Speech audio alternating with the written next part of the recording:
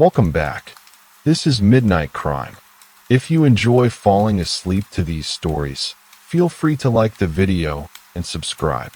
And before we begin, what time is it where you are, and where are you listening from tonight? Alright, let's head straight into our first story. Case 1. Around 7:15 in the morning, the caretaker of Eastbridge Cemetery noticed that the gate to Section C had been left ajar. It was unusual because the iron gate usually closed with a spring latch that required a deliberate push to open. The grass near the entrance was still wet with dew, and footprints led in a straight line toward the far corner, where older graves were densely packed together. Nothing appeared broken, and there were no signs of a struggle, but the caretaker felt the quiet oddity immediately, an imperfection in an otherwise orderly routine. By mid-morning, the police officer on duty, Officer Lyle, walked the path slowly, examining the ground. The footprints were small, likely someone in shoes designed for minimal impact, but there was a faint dragging mark along the edge of one path that suggested something heavier had been moved. He noted the smell of wet soil, faint tobacco smoke, and something more metallic, iron, perhaps, from the cemetery gates themselves. A few hours later, the office received a call from a local resident who had been walking her dog near Ashen Creek. She reported seeing a box partially buried in the undergrowth along the creek's bank. The box was wooden, roughly 6 by 8 inches, and sealed with an old-fashioned clasp. There was no label, no indication of origin. The woman left it where she found it and returned home, uneasy but uncertain why the box had been there at all. When investigators arrived, they recorded the precise location. The box had scratches along the sides, as though it had been carried through rough terrain.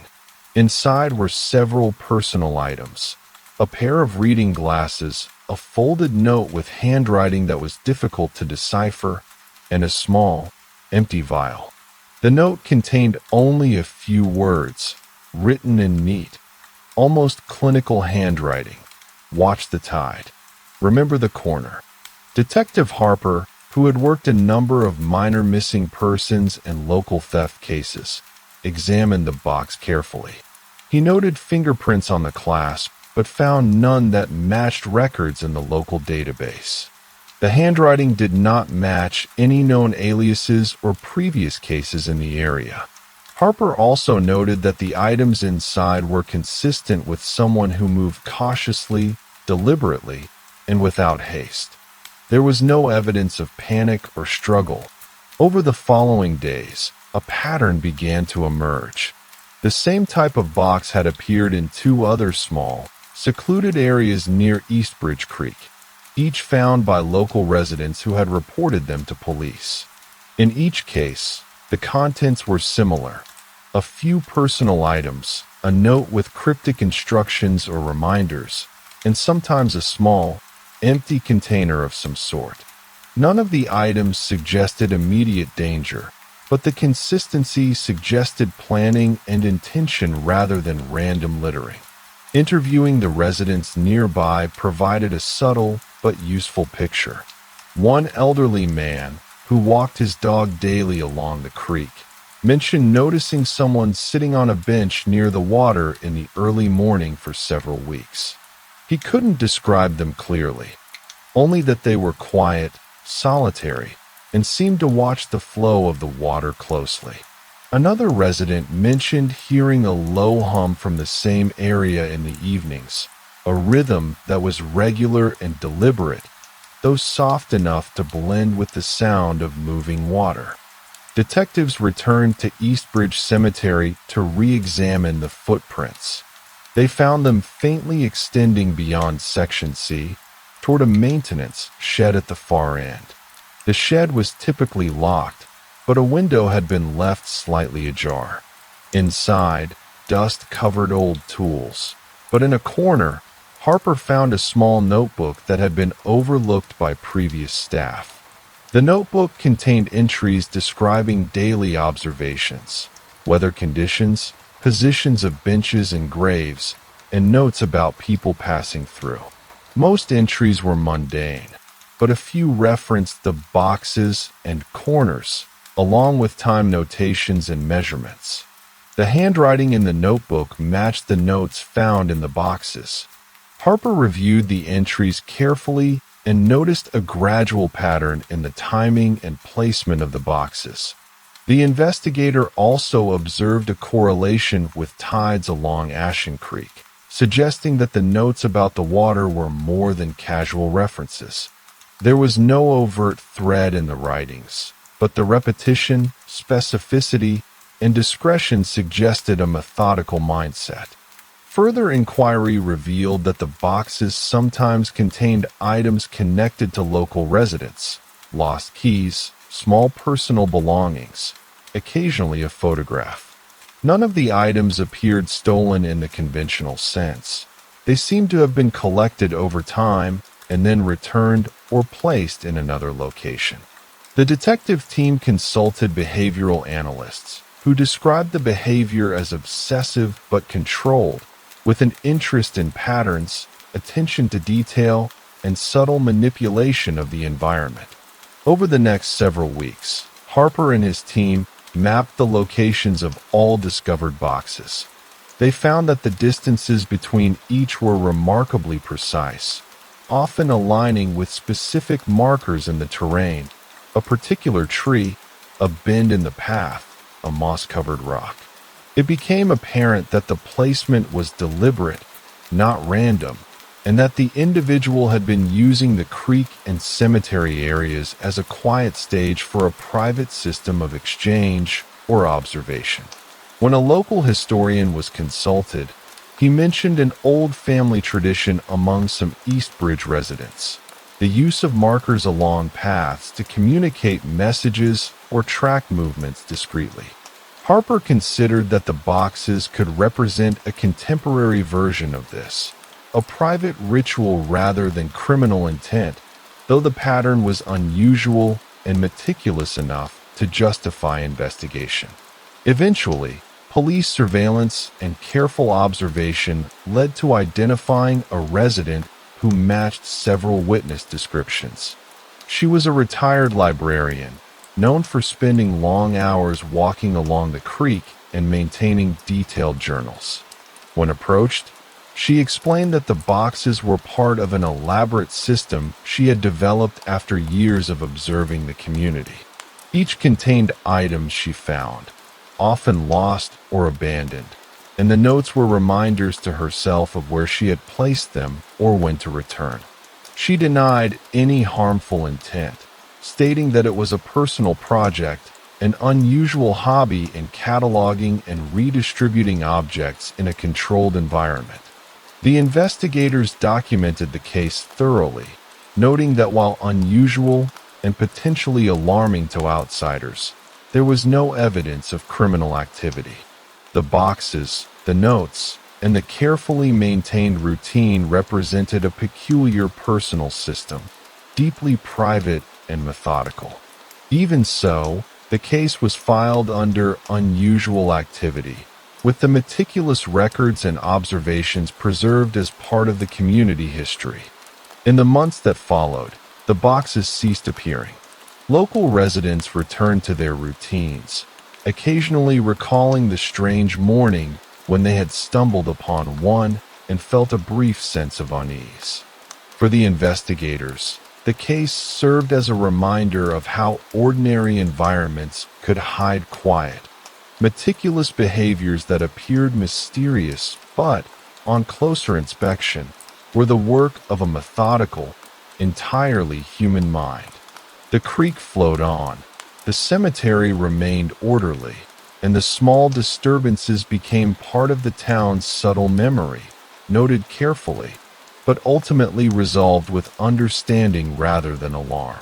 Weeks after the last box was found near the creek, Harper began to revisit areas on the outskirts of Eastbridge, places he hadn't thought connected at first.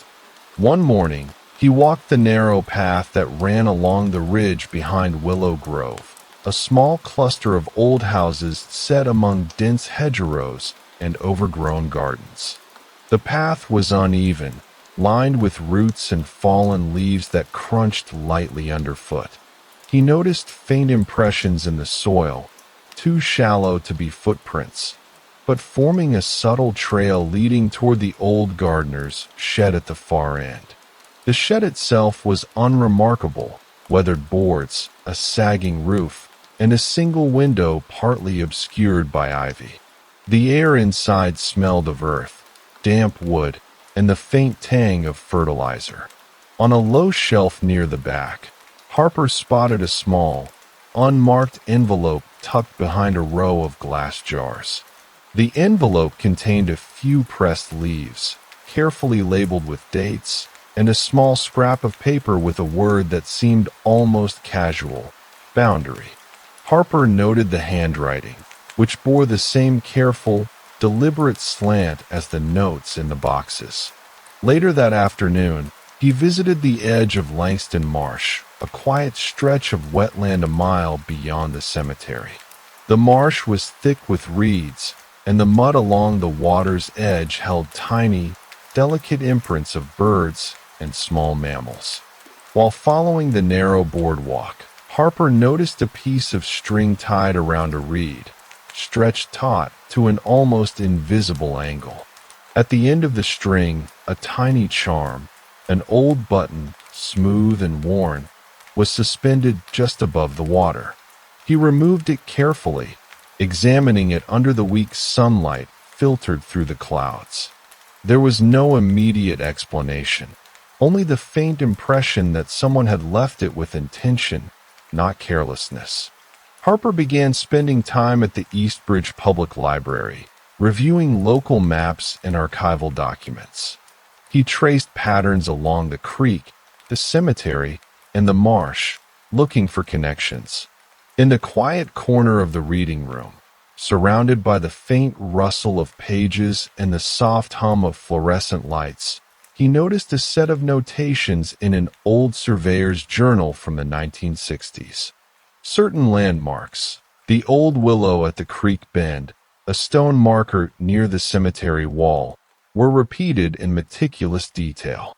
The way they were annotated reminded him of the lines in the retired librarian's notebook.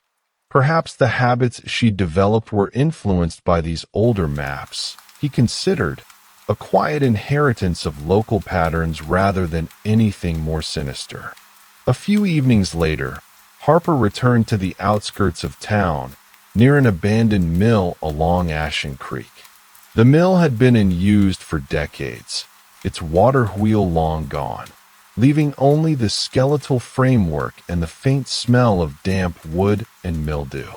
He moved slowly across the boards, noting small scratches along the beams, marks of use over time. In one corner, beneath a loose plank, he found a folded scrap of paper pressed into a gap. On it was a short line: "Observe, do not disturb." The writing was careful, neat, and deliberate. Harper pocketed it, sensing that it belonged to the same system of quiet activity, but its purpose remained unclear. In the following days, Harper made informal visits to local shops, casually asking about any unusual items being sold or lost. A clerk at the antique store mentioned a box that had appeared in the store's alleyway weeks before. It contained a small handkerchief, a broken watch, and a single note: "Time waits." Harper requested to see the box and found the items as described, their surfaces dusty but carefully arranged. The handwriting again matched the previous discoveries, reinforcing a sense of deliberate placement rather than accident.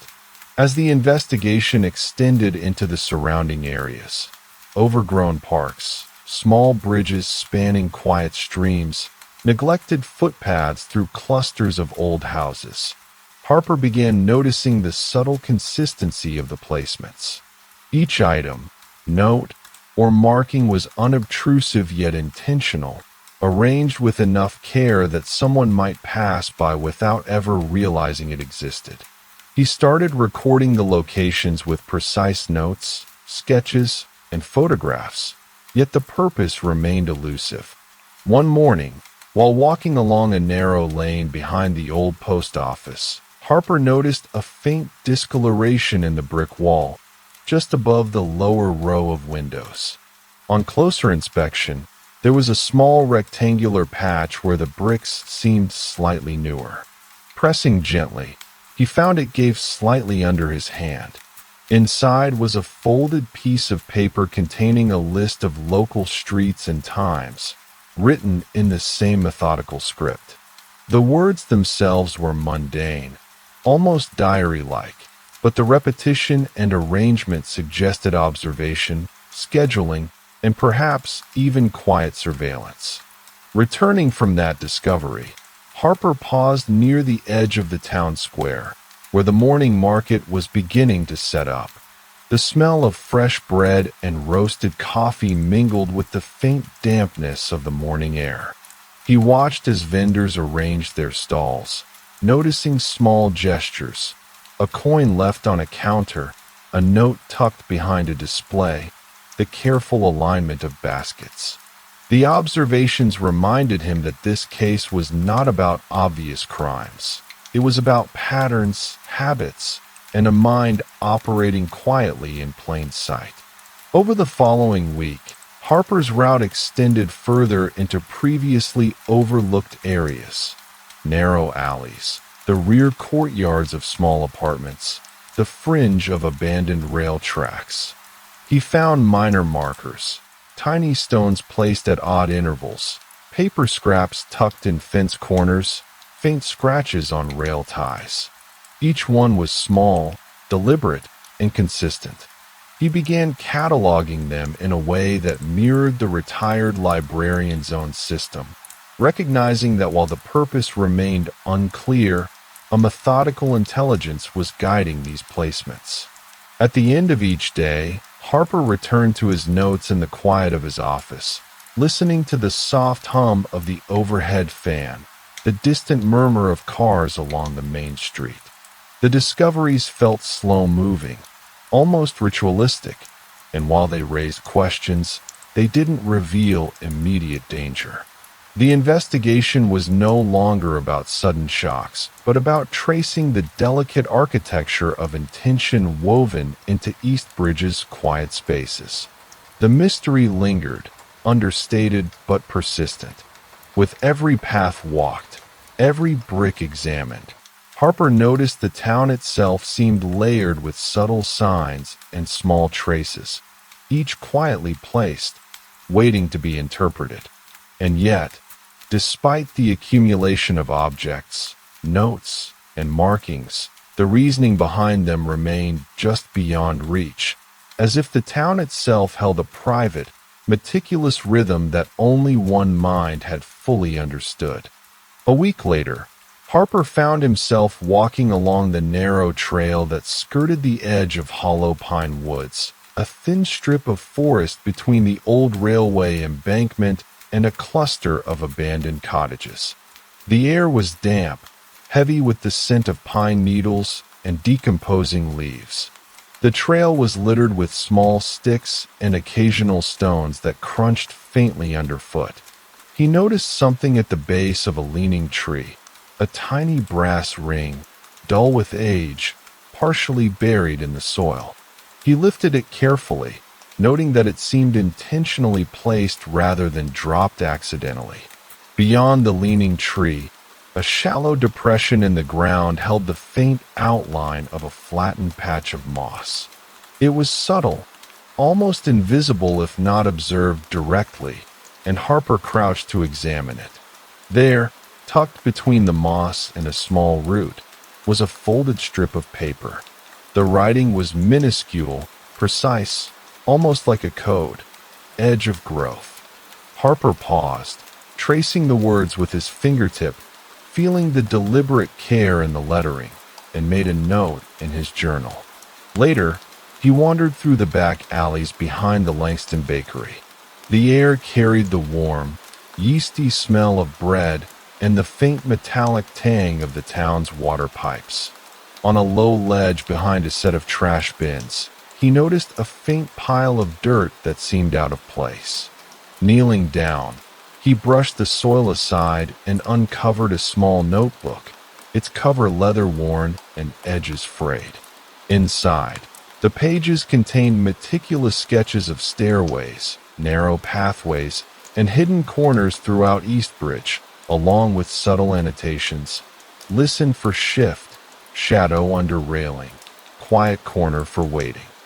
The next day, Harper explored a forgotten lane near the outskirts of the industrial district. The lane was narrow, lined with crumbling brick walls and overgrown ivy. Water seeped through cracks, leaving dark stains and damp patches. At the base of one wall, he noticed a small indentation, the outline of a keyhole long covered in grime. Beneath it, someone had placed a small slate tile, painted with a single word, observe. It was almost hidden in plain sight, blending with the textures around it, as if meant only for someone paying close attention. Later in the week, Harper visited the old train depot, a place long closed to the public. The smell of rust and oil lingered, mixing with the faint moldiness of the wooden beams. On a bench by the platform, he found a bundle of twine coiled neatly, with a scrap of paper tucked under it. The note read, "Lines intersect." He examined the surrounding area carefully, the beams above, the rail tracks below, and the faint etchings in the wooden platform. There was no immediate pattern, only the careful placement of objects and the deliberate positioning of notes in quiet, often overlooked corners. Harper returned to the library to cross-reference the locations of these latest discoveries. In a quiet reading room, he spread out his notes and maps, watching the afternoon sunlight shift across the tables. He began to notice an almost imperceptible rhythm. Markers along alleys, pathways, and abandoned buildings seemed to form a series of small circuits, like a private map of the town overlaid onto the familiar streets. Each placement felt intentional, not random, as if someone had been quietly mapping Eastbridge for years without leaving a trace beyond these subtle breadcrumbs. One evening, Harper walked along the embankment near the old mill again, this time closer to the river that ran past the town's southern edge. The water was calm, reflecting a muted gray sky, and the air smelled faintly of wet stone and iron. Along the bank, he spotted a thin piece of copper wire coiled around a small branch, with a tiny folded note tucked beneath it. The words were sparse, almost clinical, "Measure flow."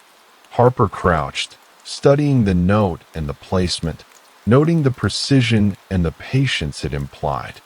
Later, he spoke quietly with a local gardener who tended the town's neglected flower beds near the square. The gardener mentioned seeing someone linger near the stone fountain early in the mornings, placing small objects in ways that drew little attention.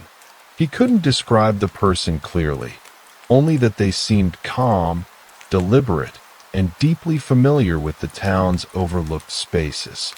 Harper listened, noting the gardener's casual phrasing, realizing it matched the quiet, methodical nature of the discoveries he had been recording. Returning to the cemetery one late afternoon, Harper followed a narrow service path he hadn't explored before. The air was cool, carrying the faint scent of damp earth and decaying leaves. At the base of a cluster of older headstones, he noticed a small indentation in the soil, just wide enough to hide a tiny object. Carefully, he uncovered a folded piece of thin metal, etched with faint lines that resembled a map or schematic. There were no words, only markings, and Harper photographed it, turning it over slowly in his hands, considering the pattern and precision. The quiet days passed, and Harper continued to move through Eastbridge with heightened attention, walking its alleys, creeks, ridges, and abandoned structures. Each corner revealed subtle signs: an arranged set of stones along a footpath, a scrap of paper tucked into a fence crack, a tiny object left deliberately in the shadow of a lamppost. The town itself began to feel layered, as if someone had quietly threaded their own careful design through its overlooked spaces. Yet the purpose remained elusive, the logic private, and the investigation continued to unfold slowly through observation, reflection, and the quiet patience of small discoveries. A few days later, Harper walked along the narrow lane that led behind the Eastbridge textile mill, a place long unused except by occasional local youths or stray cats. The lane smelled faintly of damp brick and old cotton fibers, mixed with the faint sweetness of overripe berries from bushes along the edges. He noticed a small stack of flat stones near a gatepost, arranged in a deliberate, almost geometric pattern. Each stone was clean, as though recently handled, and beneath the top one was a folded scrap of paper with a single word written in careful script: Cornerstone. Later, he explored the small and used courtyard behind the old municipal library. The courtyard was quiet, enclosed by low brick walls streaked with moss. Sunlight filtered through overhanging branches, casting moving shadows on the cracked paving stones. On one of the ledges, tucked behind a planter, Harper found a tiny bundle of twine wrapped around a feather. A note accompanied it: weight of passage. He picked up the feather carefully, noting its softness and the way it had been positioned, almost as if it had been left deliberately for someone attentive enough to notice. A few days afterward, Harper visited the narrow, overgrown embankment along the town's canal. The water was still, reflecting the gray sky and the skeletal branches of willow trees along the bank. Among the reeds, he noticed a small glass vial partially hidden under a pile of mud and twigs. The vial was empty, but a tiny tag attached to it had the words, "Bend of Current." Harper left it in his evidence bag, thinking about how small objects had been placed carefully in quiet, overlooked corners throughout Eastbridge. The following evening, Harper walked down a narrow alley behind the Eastbridge market.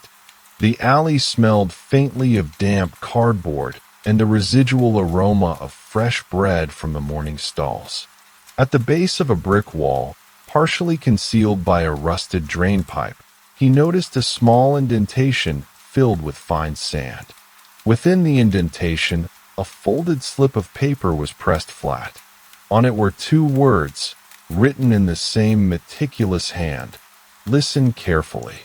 Harper paused, listening to the faint sounds of the town settling into evening. Distant footsteps, a dog barking softly, the faint rattle of shutters in the breeze. Later that week, he ventured into the overgrown garden behind a row of abandoned cottages on Elm Street. The garden was tangled with weeds, vines creeping over the cracked pathways. On a small stone pedestal, partially obscured by ivy, Harper found a tiny wooden box. Inside were three small items: a single key, a chipped ceramic shard, and a folded note with the word "Threshold." He examined the key, noting its weight and the faint wear on its edges, as if it had been used carefully and frequently, but never violently. One afternoon, Harper walked the narrow pedestrian bridge crossing Langston Creek, a simple iron structure with flaking paint and moss growing along its edges. Beneath one of the beams, tucked into a small crack in the metal, he found a scrap of paper folded tightly. On it was a series of short phrases, each underlined: edge of view, shift in shadow, quiet step. Harper traced each phrase with his finger, thinking about the intention behind them, the quiet attention that must have gone into observing and recording these details. Later, he returned to the abandoned mill on the southern edge of town. The air was damp and smelled of rust and old sawdust. In a corner of the mill floor, Harper noticed faint scratches along the planks, forming a pattern he could barely discern. At the end of the scratches was a small, folded envelope containing a single coin and a slip of paper marked simply, "Measure distance." He pocketed both items, feeling again the deliberate care with which the objects had been left and how each placement seemed to build upon the last. Over the following week, Harper began paying attention to subtle environmental cues in the town. The tilt of a lamppost, the way shadows fell across certain walls in the morning, the small deposits of dirt or leaves that appeared oddly arranged along narrow walkways. Each observation seemed trivial on its own, but when combined with the recent discoveries, they suggested a carefully considered system of markers, each intended to be noticed only by someone patient and attentive. One morning, he stopped by the edge of the railway tracks near the old freight yard. The tracks were overgrown with grass, and the air carried the faint smell of oil and rust. Between the ties, he spotted a tiny metal token, partially buried, inscribed with a single letter, S. Nearby, a small scrap of paper lay tucked into the weeds. Intersect point. Harper photographed both items and noted their precise positions in his journal, recognizing that even the simplest objects were placed with a subtle logic, designed to be unobtrusive yet meaningful to someone aware. As the days passed, Harper continued moving quietly through Eastbridge, following narrow alleys, overgrown paths, abandoned yards, and quiet waterfronts. Each location offered small, deliberate traces, stones stacked in unusual arrangements, slips of paper hidden in cracks, feathers, strings, and fragments of ceramic carefully positioned. The town felt layered, like a carefully constructed grid of observation and attention, each subtle placement hinting at an unseen hand, patient and meticulous. Yet the reasoning behind it remained just beyond reach, and Harper's investigation unfolded slowly, shaped by quiet observations, careful reflection, and the ever-present rhythm of the town's overlooked spaces. The following morning, Harper wandered along the narrow boardwalk that skirted the edge of Marston Pond, a quiet stretch of water at the far end of town. The surface was still, reflecting the overcast sky and the bare branches of trees leaning over the bank.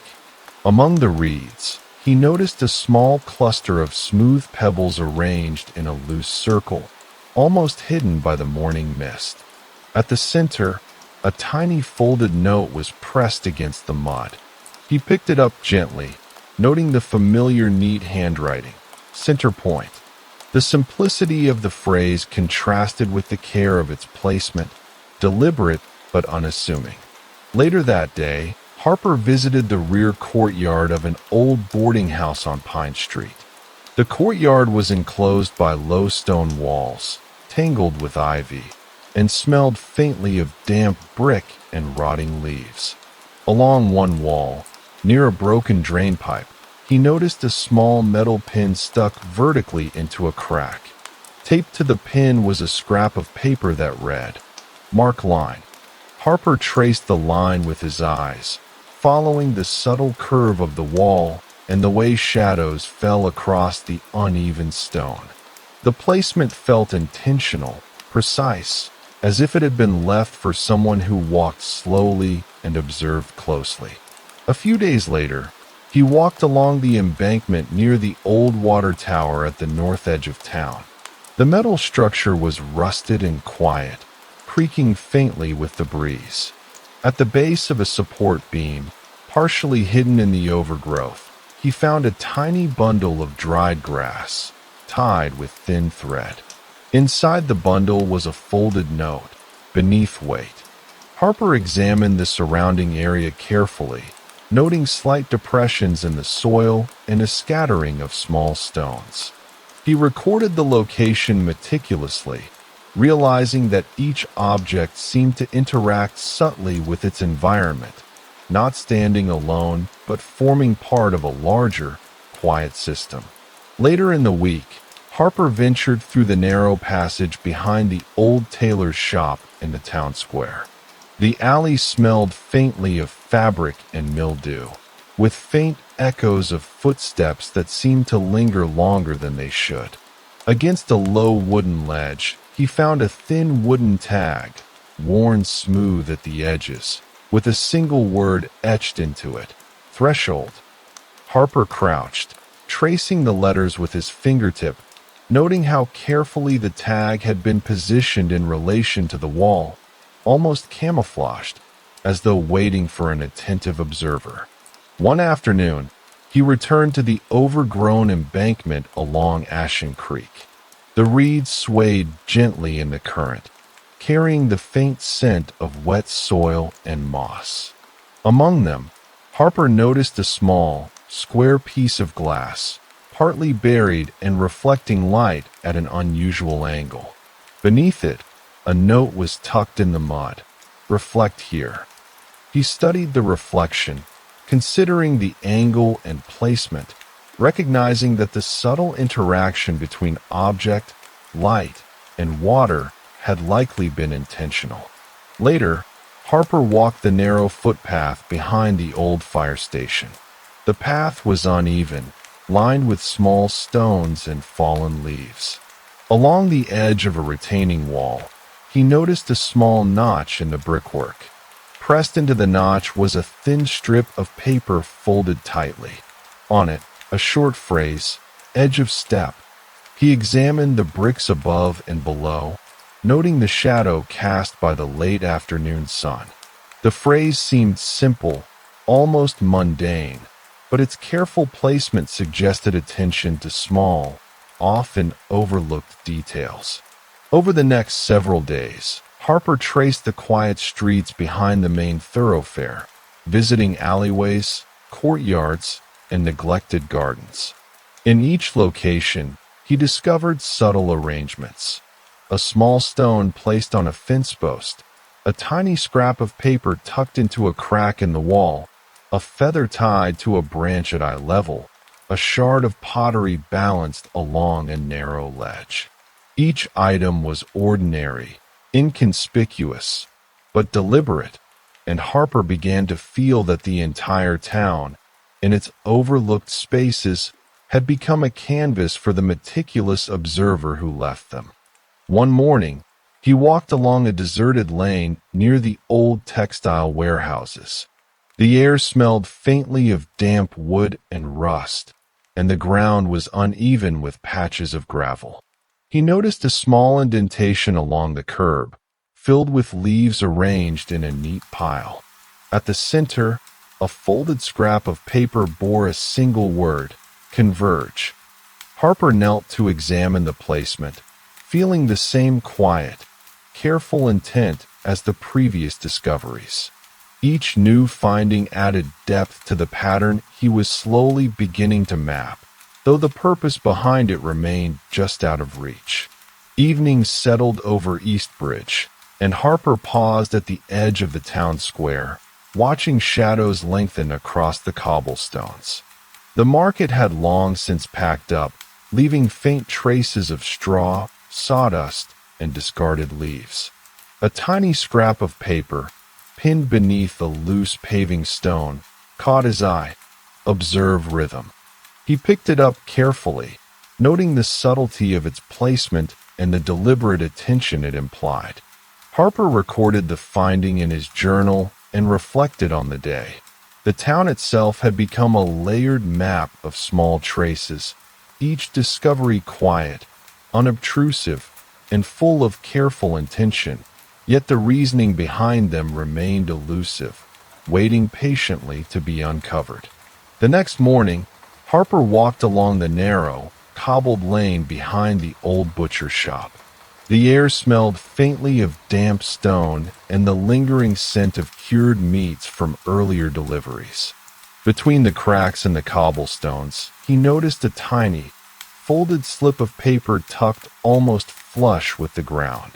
It bore a single word in precise handwriting, a line.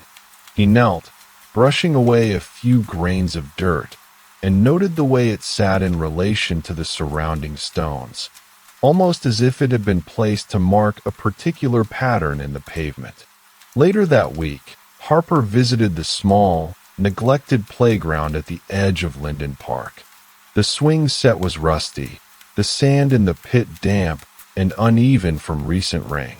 On the lowest chain of one swing, he found a thin leather strap tied carefully in a knot, with a small tag attached reading, "Suspended."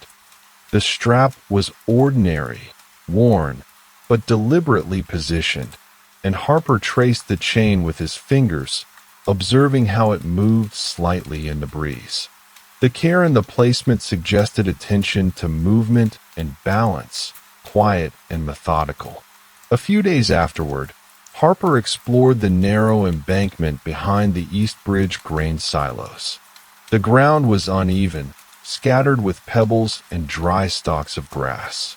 Near the base of a leaning support beam, he discovered a tiny bundle of thread wrapped around a small stone, partially hidden beneath a patch of moss. Tucked inside the bundle was a scrap of paper, hold position. Harper examined the beam, noting the angle of light and shadow, and the way the surrounding environment seemed to frame the placement, as though each object interacted subtly with its location. One afternoon, he returned to the old canal path on the town's northern edge. The path was narrow and overgrown, with the faint scent of damp water and algae in the air. Beneath an overhanging tree branch, Harper noticed a small, square tile lying flat against the path. It was chipped and weathered, but someone had placed it deliberately, almost flush with the surrounding dirt. On the tile, written in faint ink, were the words, "Follow line." Harper paused, tracing the path of the branch above and the subtle curve of the canal, sensing the quiet precision in its positioning. Later, Harper wandered through the back corridors of the East Bridge Community Hall. The hall was mostly empty, with echoes from distant rooms and the faint smell of old varnish and dust. Behind a radiator, he noticed a small bundle of dried leaves tied with a piece of thread. Beneath it, a folded note read, "Silent Corner." Harper observed the way the bundle was hidden yet accessible, positioned in a space overlooked by casual passers-by, deliberately unnoticed unless someone looked closely. A few evenings later, he explored a narrow footpath that ran behind a row of old townhouses near Ashen Creek. The path was lined with cracked paving stones and overgrown ivy. Harper noticed a thin, flat piece of metal wedged into a fissure in the wall. On it was etched a single word, "Measure." He knelt, examining the surrounding area, noting small indentations in the soil and subtle alignments of stones that suggested careful observation rather than accident. The following day, Harper returned to Marston Pond, where he had discovered a cluster of pebbles weeks earlier. This time, along a narrow channel leading from the pond, he noticed a small glass bead resting among reeds. It reflected the muted light of the overcast morning, and beneath it, a folded slip of paper read, "Track Flow." Harper studied the movement of the water, the slight eddies and currents, recognizing that the placement of such a small object indicated patience and attention to subtle environmental shifts. Later in the week, Harper walked the narrow alley behind the old pharmacy. The alley smelled faintly of damp brick and old mortar. Tucked behind a loose shutter was a tiny, folded paper with the word, "Observe Edge." He traced the shadow cast by the shutter as the sun shifted, noting how the paper remained hidden unless someone moved deliberately, paying close attention to small details. Over the next several days, Harper's routes took him to increasingly overlooked corners of Eastbridge, the narrow passages behind closed shops, the small grassy patches beside abandoned warehouses, the overgrown footpaths along creek banks. Each location offered subtle traces. A pebble carefully positioned on a wall, a scrap of paper tucked into a corner, a piece of thread tied to a branch, a shard of pottery balanced along a narrow ledge. The objects were ordinary, almost mundane, yet deliberate, forming a quiet network of observation woven into the town's unnoticed spaces. Evening fell over Eastbridge, and Harper paused near the old canal bridge, listening to the soft murmur of water against the stone. He noticed a small indentation in the bridge's side, partially filled with moss. Inside lay a folded slip of paper, marked point. Harper studied the placement, the shadows, the ambient sounds of the town settling into night. Each discovery, each object, each note added layers to the quiet, meticulous pattern, yet the reasoning behind it remained just out of reach, slowly revealing itself only through observation, reflection, and the patient accumulation of subtle details. The following morning, Harper walked along the narrow embankment beside the old Eastbridge aqueduct. The air was damp, carrying the faint smell of wet stone and algae, and the path was littered with fallen leaves and small twigs. Near a low arch in the stonework, he noticed a thin ribbon of fabric, frayed at the edges, tied around a small protruding stone. Beneath it, a folded scrap of paper read, "Pass quietly."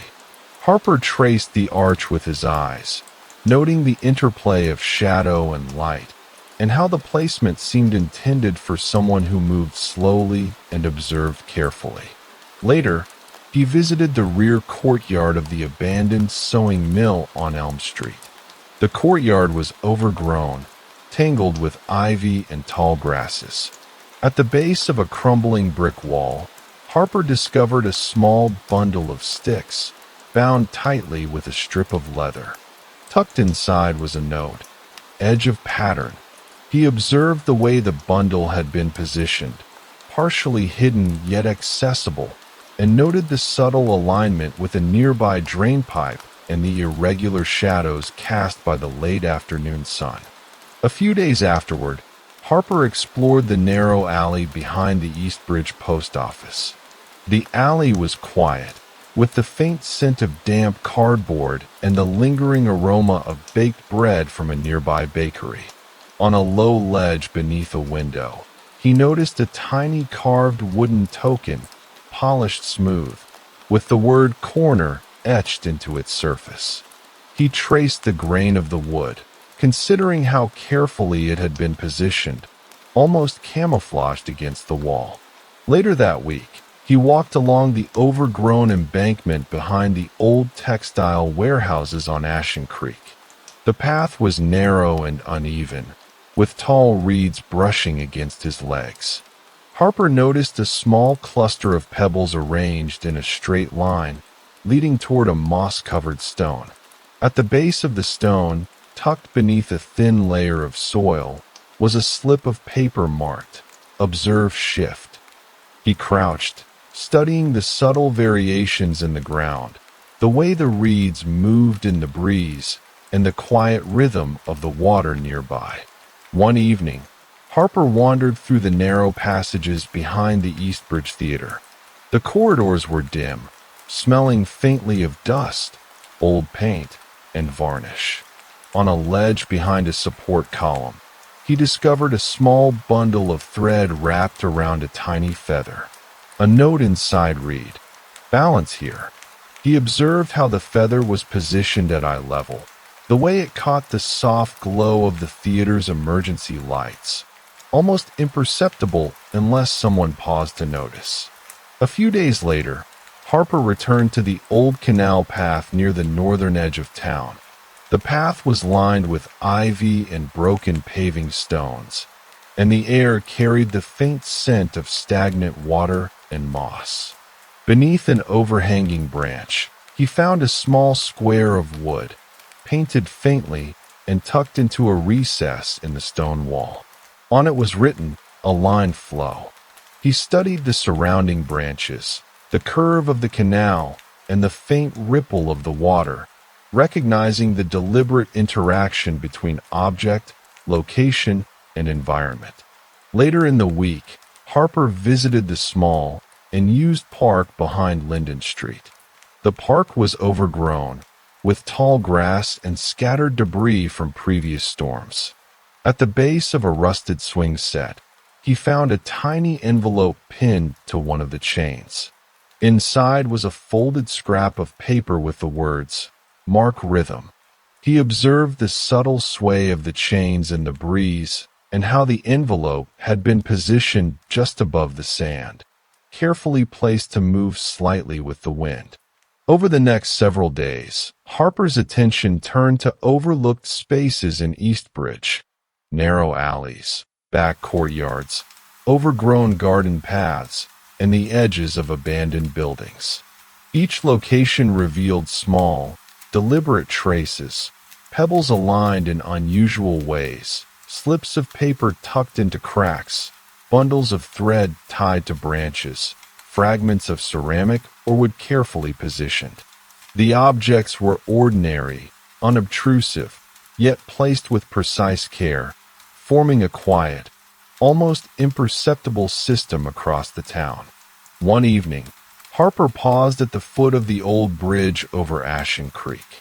The water below was calm, carrying the faint scent of wet stone and algae.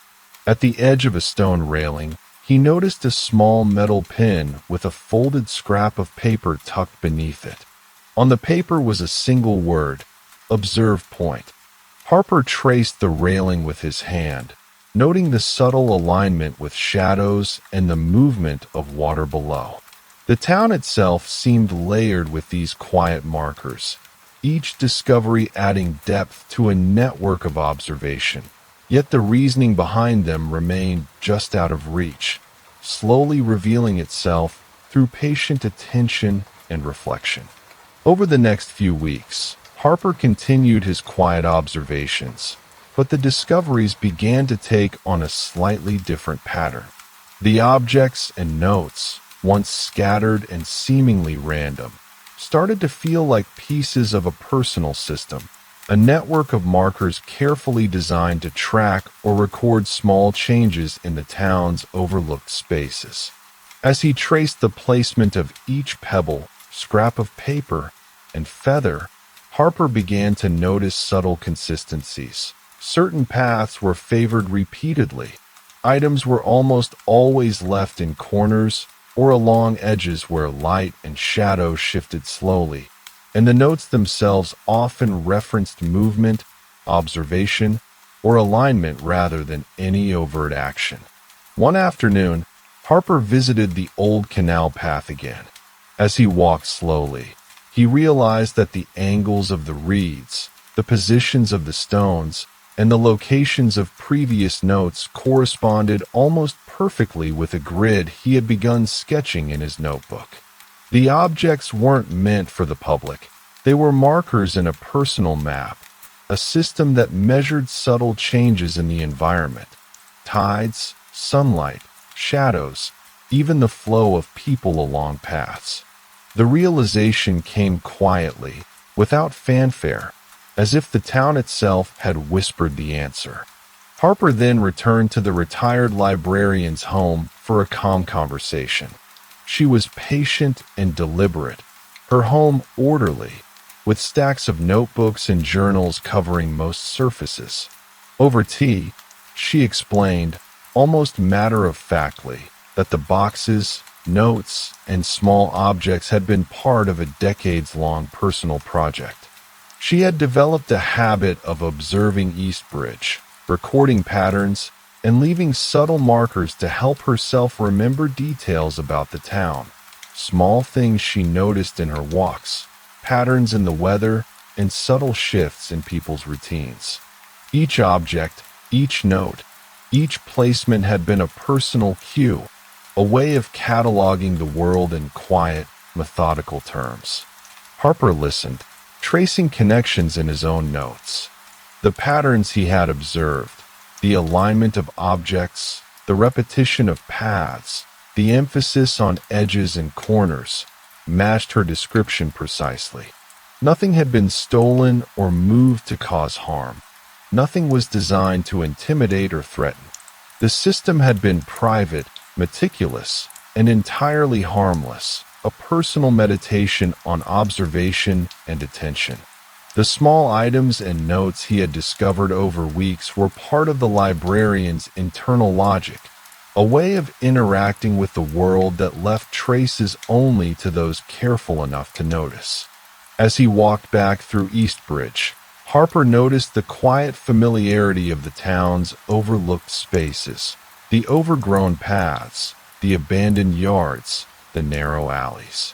Where the markers had once suggested mystery, they now felt like gentle traces of someone's care, someone paying attention to details most people ignored.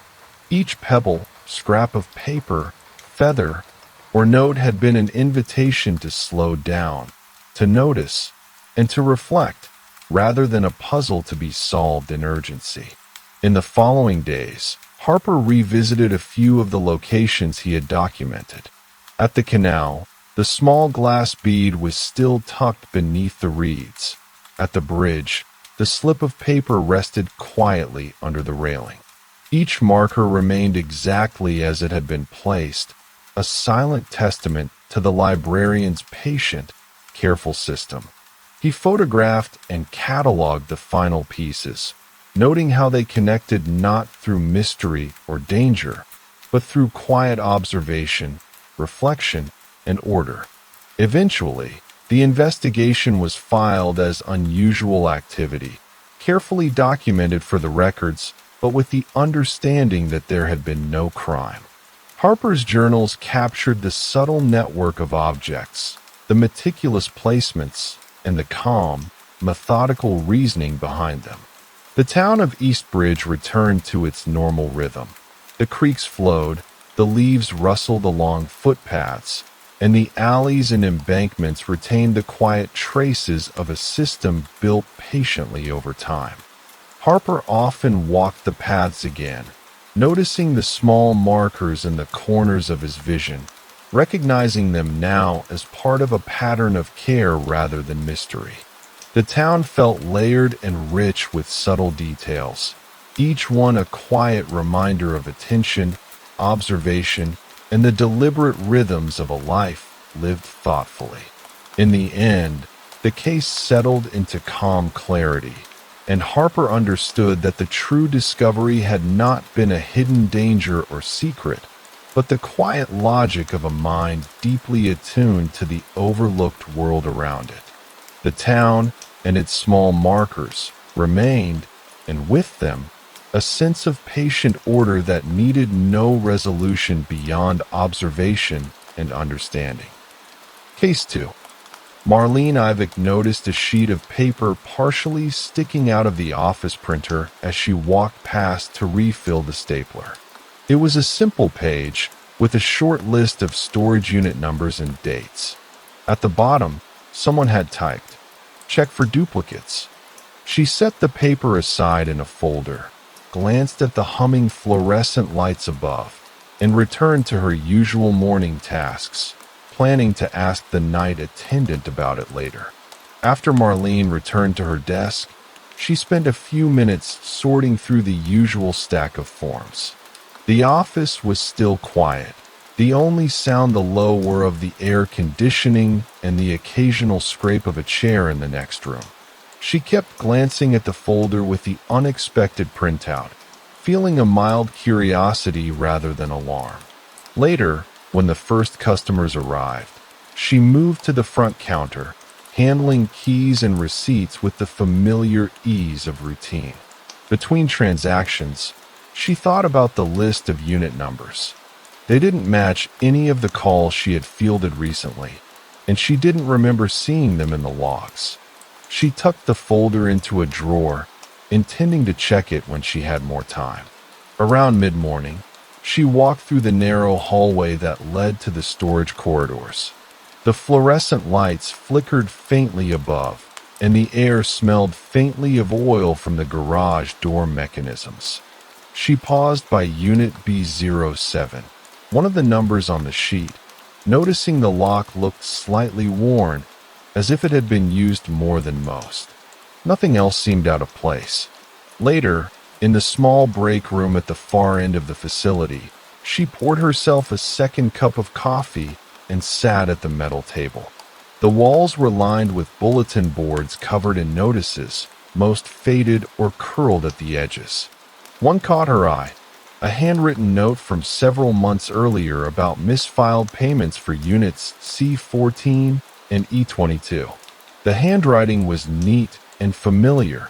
It looked like the night attendance. She made a mental note to check whether those units corresponded with the dates on the mysterious printout. During a quiet moment, she walked out the back door to the small maintenance shed behind the building. The air was cooler there, and the smell of wood shavings mixed with motor oil. On a shelf, a row of spare locks was stacked neatly in boxes, each labeled with unit numbers. She flipped through them absently, checking against the numbers on the sheet.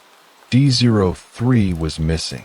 It was a small detail, but it caught her attention.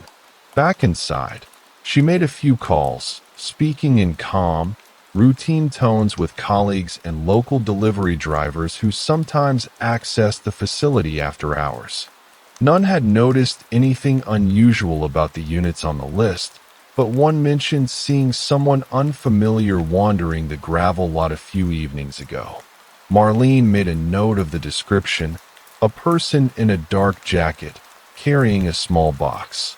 By late afternoon, she found herself back in the office, arranging files along the metal shelves. She picked up the folder with the mysterious sheet again and flipped it open.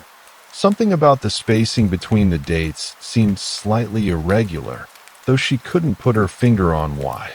She wrote down the numbers in her notebook, leaving space to add observations as she noticed them. The building was quiet now, save for the distant sound of a truck rolling past on the main road. Marlene closed her notebook, leaned back in her chair, and looked toward the corridor. The locks clicked softly in their units. The fluorescent lights hummed above and outside. The sky had begun to turn the pale gray of early evening. Nothing felt urgent, yet she sensed the day's small observations were quietly layering into something that might require attention. The next morning, Marlene arrived earlier than usual, carrying a thermos of coffee and a small notebook she had begun using for her observations. The sunlight was soft as it filtered through the dusty windows, and the gravel lot outside looked pale and uneven in the early light.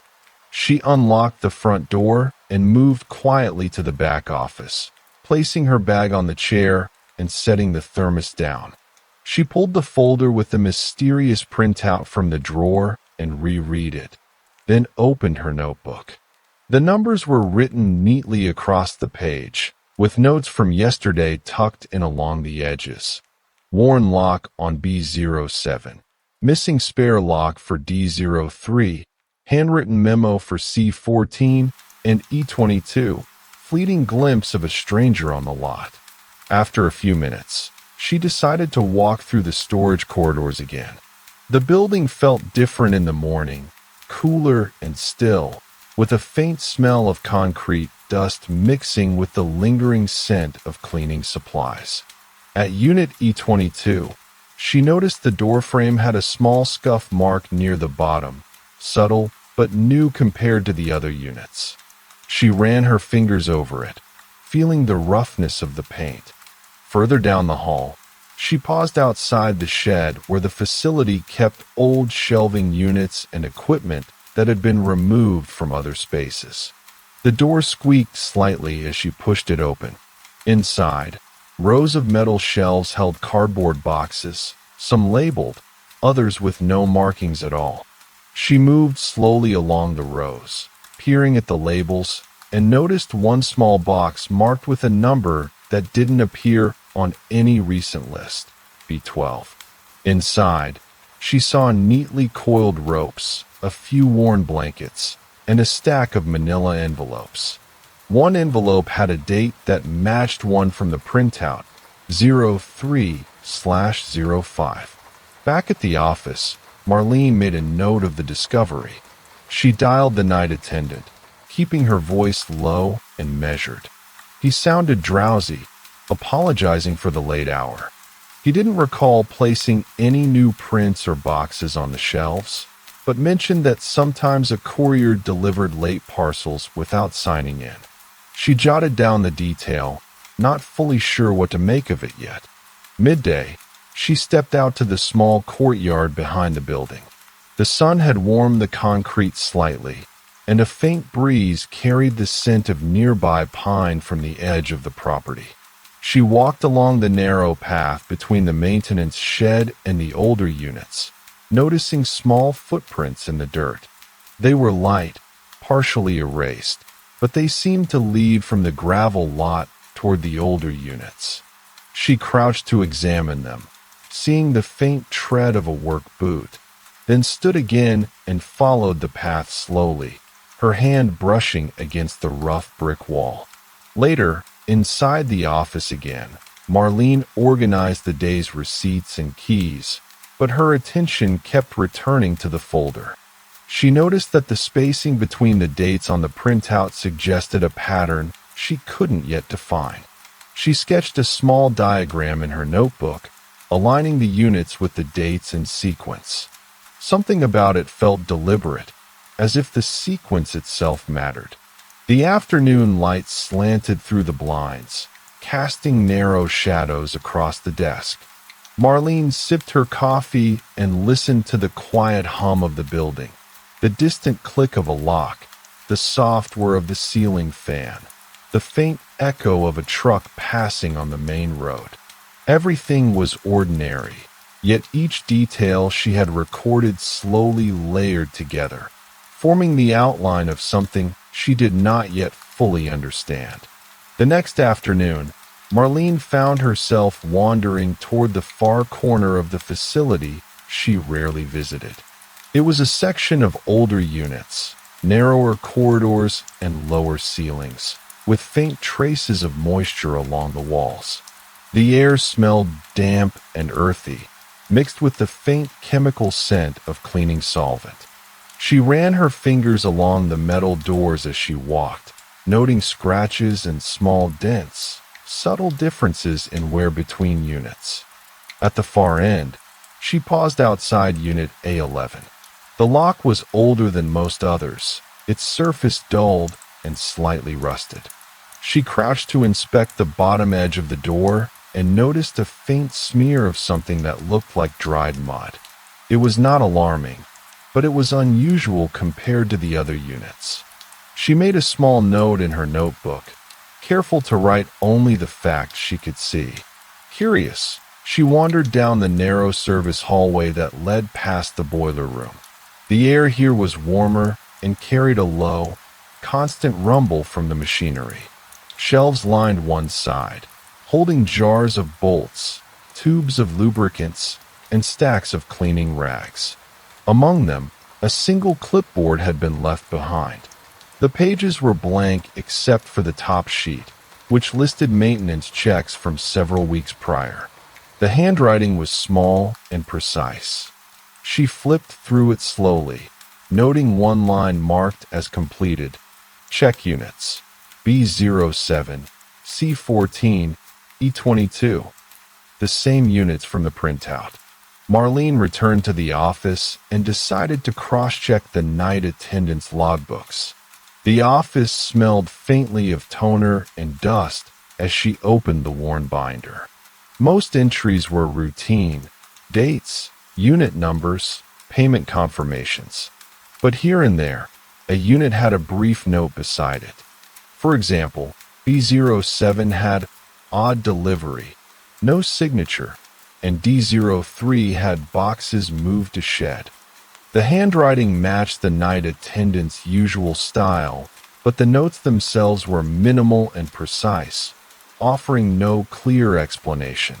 Later that day, she stepped outside to the side parking area, where a narrow path led to a small tool shed used for groundskeeping. The shed was older, its paint peeling, the wooden door warped slightly at the bottom. Inside, she found shelves lined with neatly stacked supplies, fertilizer bags, rakes, a row of spare traffic cones. On the floor, tucked behind a bucket, she spotted a small envelope. It was unmarked except for a date, March 8th, and a faint scuff along the bottom edge suggested it had been moved recently. She picked it up carefully and placed it in her notebook to examine later. Back in the office, Marlene made a few low-key phone calls. She asked routine questions. Did anyone see anything unusual with the units? The responses were all similar. No one had noticed anything out of the ordinary, though one driver recalled seeing a box left near the older units for a few days. Marlene jotted the comment down.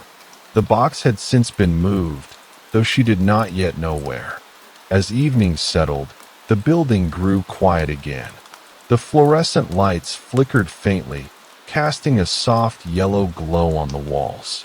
She walked slowly through the corridors, listening to the subtle hum of the ceiling fan, the distant rumble of traffic outside, the faint squeak of the locks on the units. At Unit C14, she noticed a small shadow beneath the door, the gap slightly wider than usual. She crouched to peer through the sliver of space, seeing only darkness inside. Nothing appeared to have been disturbed, yet the gap seemed new. She spent the next hour moving through the adjacent hallways, cataloging subtle anomalies. A missing peg on the broom rack, a faint footprint in the dust near Unit E22, the slightly uneven stacking of boxes in the maintenance shed. Each observation was small, almost insignificant on its own, yet collected together they hinted at a pattern she could not yet define. Later, she sat at her desk with her notebook open, sketching the layout of the facility as she had seen it that day. She lined up the units from the printout, noting the small discrepancies, the scuffs, the missing locks, the relocated boxes. She made a short list of questions to follow up. Who had handled these units recently? Why were some notes cryptic or incomplete? Had anyone outside the staff noticed anything unusual? By the time the light outside had faded to a muted gray, Marlene closed her notebook. She leaned back in her chair, sipping a cup of coffee that had long since cooled. The building was still, the low hum of the lights and faint whir of the ventilation system filling the quiet. Each small detail of the day, the scuff on A11, the misplaced envelope, the uneven stacking of boxes, hovered in her mind, seemingly ordinary on the surface, but together forming a subtle pattern she could not yet understand. As she prepared to leave, she glanced at the folder with the printout one last time. She could not tell yet what it meant or why these particular units had been singled out, but she knew she would return tomorrow, methodically, quietly, walking the corridors again, tracing each small clue with careful attention. There was no rush. The observations could only reveal themselves slowly, in their own time, and she would be there to notice them when they did. The following morning, Marlene arrived a little earlier than usual. The sky was overcast, and the gravel lot outside the facility was damp from overnight rain. She unlocked the door and stepped into the lobby, the smell of wet stone mixing with the faint, familiar scent of cleaning solution. She carried a small notebook, and her steps echoed softly against the tile floor. Before going to the back office, she paused at the small waiting area. A thin layer of dust had settled on the magazines along the rack, and a few stray paper clips lay scattered on the low table. She straightened them absent-mindedly, feeling the subtle rhythm of her routine help her focus. Then she moved to the back office, retrieving the folder with the printout and setting it beside her coffee mug. Her first stop was the narrow corridor leading to the older units. The air was cooler here, slightly musty, carrying a faint metallic smell from the locks and handles. At Unit D03, she noticed that the door handle was slightly looser than she remembered, a detail she hadn't recorded before. She pressed gently, hearing a faint creak, and made a note of it. Nothing seemed overtly wrong, but the inconsistency caught her attention. She continued along the hall to the small maintenance nook tucked between Units B12 and B13. The space was rarely visited, a low ceiling, walls lined with shelving, and the smell of motor oil lingering. On the floor, partially hidden behind a small cart, she spotted another envelope, similar in size to the one she had found behind the grounds shed. It was unmarked except for a date that matched one on the printout. She picked it up carefully and slipped it into her notebook for later review. After that, she wandered into the sorting area at the rear of the facility, where returned items and miscellaneous deliveries were temporarily stored. Boxes were stacked on pallets, some labeled, some not. She ran her hands lightly over the edges, noticing the faint indentations left by box cutters. One box, marked only with a partial unit number, had been taped unusually tightly, as if to discourage opening. She jotted a note in her notebook. Unusual tape pattern, partial label.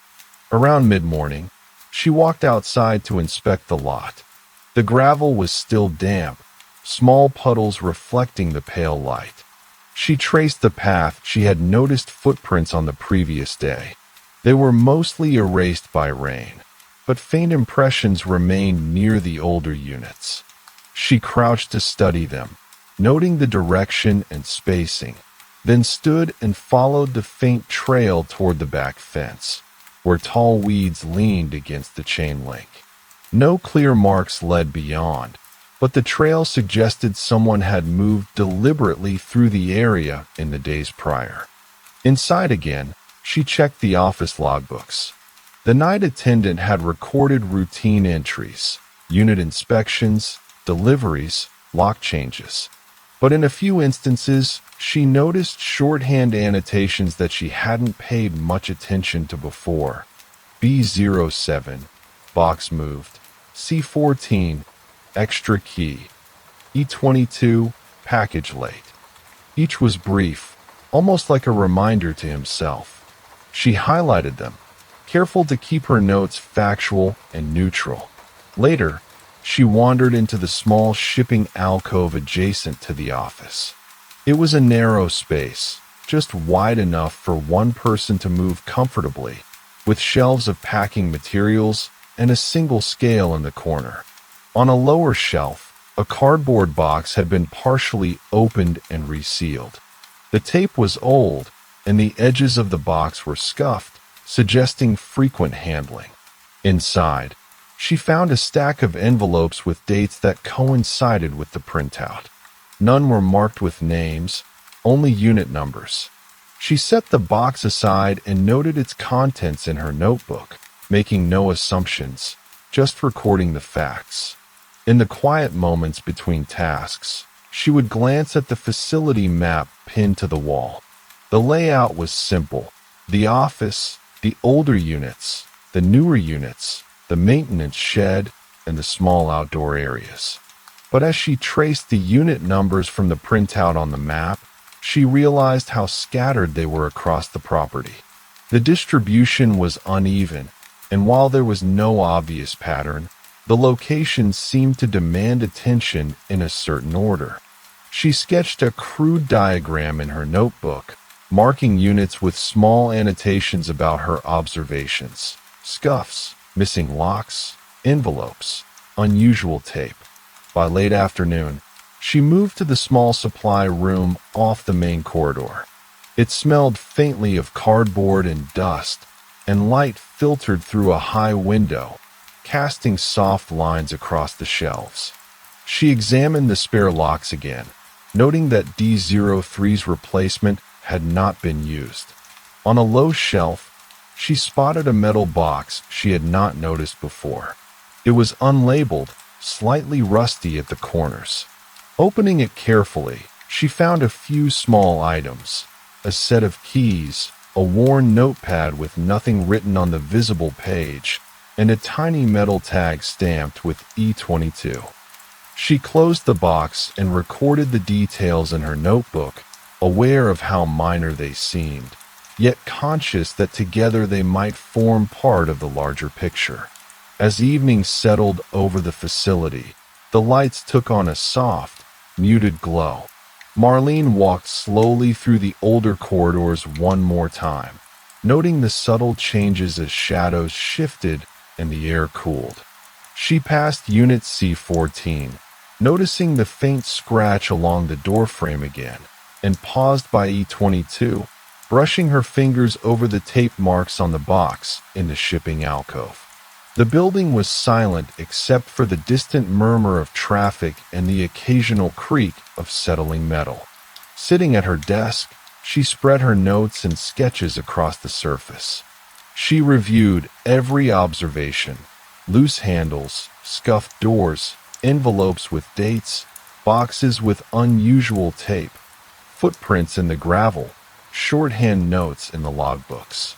Each element was small, almost mundane, but together they formed a network of details she could not yet interpret. She sipped her coffee slowly, letting the quiet hum of the office settle around her. There was no urgency, no immediate conclusion, only the patient work of noticing, recording, and understanding. She knew she would return the next day, retracing paths, checking units, and observing subtle changes. The pattern would reveal itself gradually, in the ordinary moments, through the careful attention to minor anomalies. The day ended without dramatic revelation, but with a sense that the quiet observations were building towards something she would only understand in time. And so she left, closing the office door behind her, the folder and notebook resting carefully on the desk, each small clue waiting to speak in its own measured way. The following morning, Marlene arrived just as a thin mist was lifting from the gravel lot outside. The ground was soft from a light rain that had fallen overnight, and the scent of damp earth mingled with the faint aroma of pine from the edge of the property. She unlocked the door and stepped into the quiet lobby, her footsteps soft against the tile floor. The office lights hummed faintly above her, casting a muted glow on the stacks of forms and folders. She began with the maintenance shed behind the older units. The door creaked slightly as she pushed it open. Inside, the air smelled of motor oil and wood shavings, with faint traces of fertilizer from a shelf in the corner. She moved along the rows of shelves, running her fingers lightly over the boxes, noting labels and dates. One small cardboard box tucked behind a stack of rakes caught her attention. It had no markings except a faint smudge along one edge, as if someone had handled it recently. She set it aside for closer inspection later. From there, she walked to the rear loading area. The concrete was still damp, and a few stray leaves clung to the edges where the building met the pavement.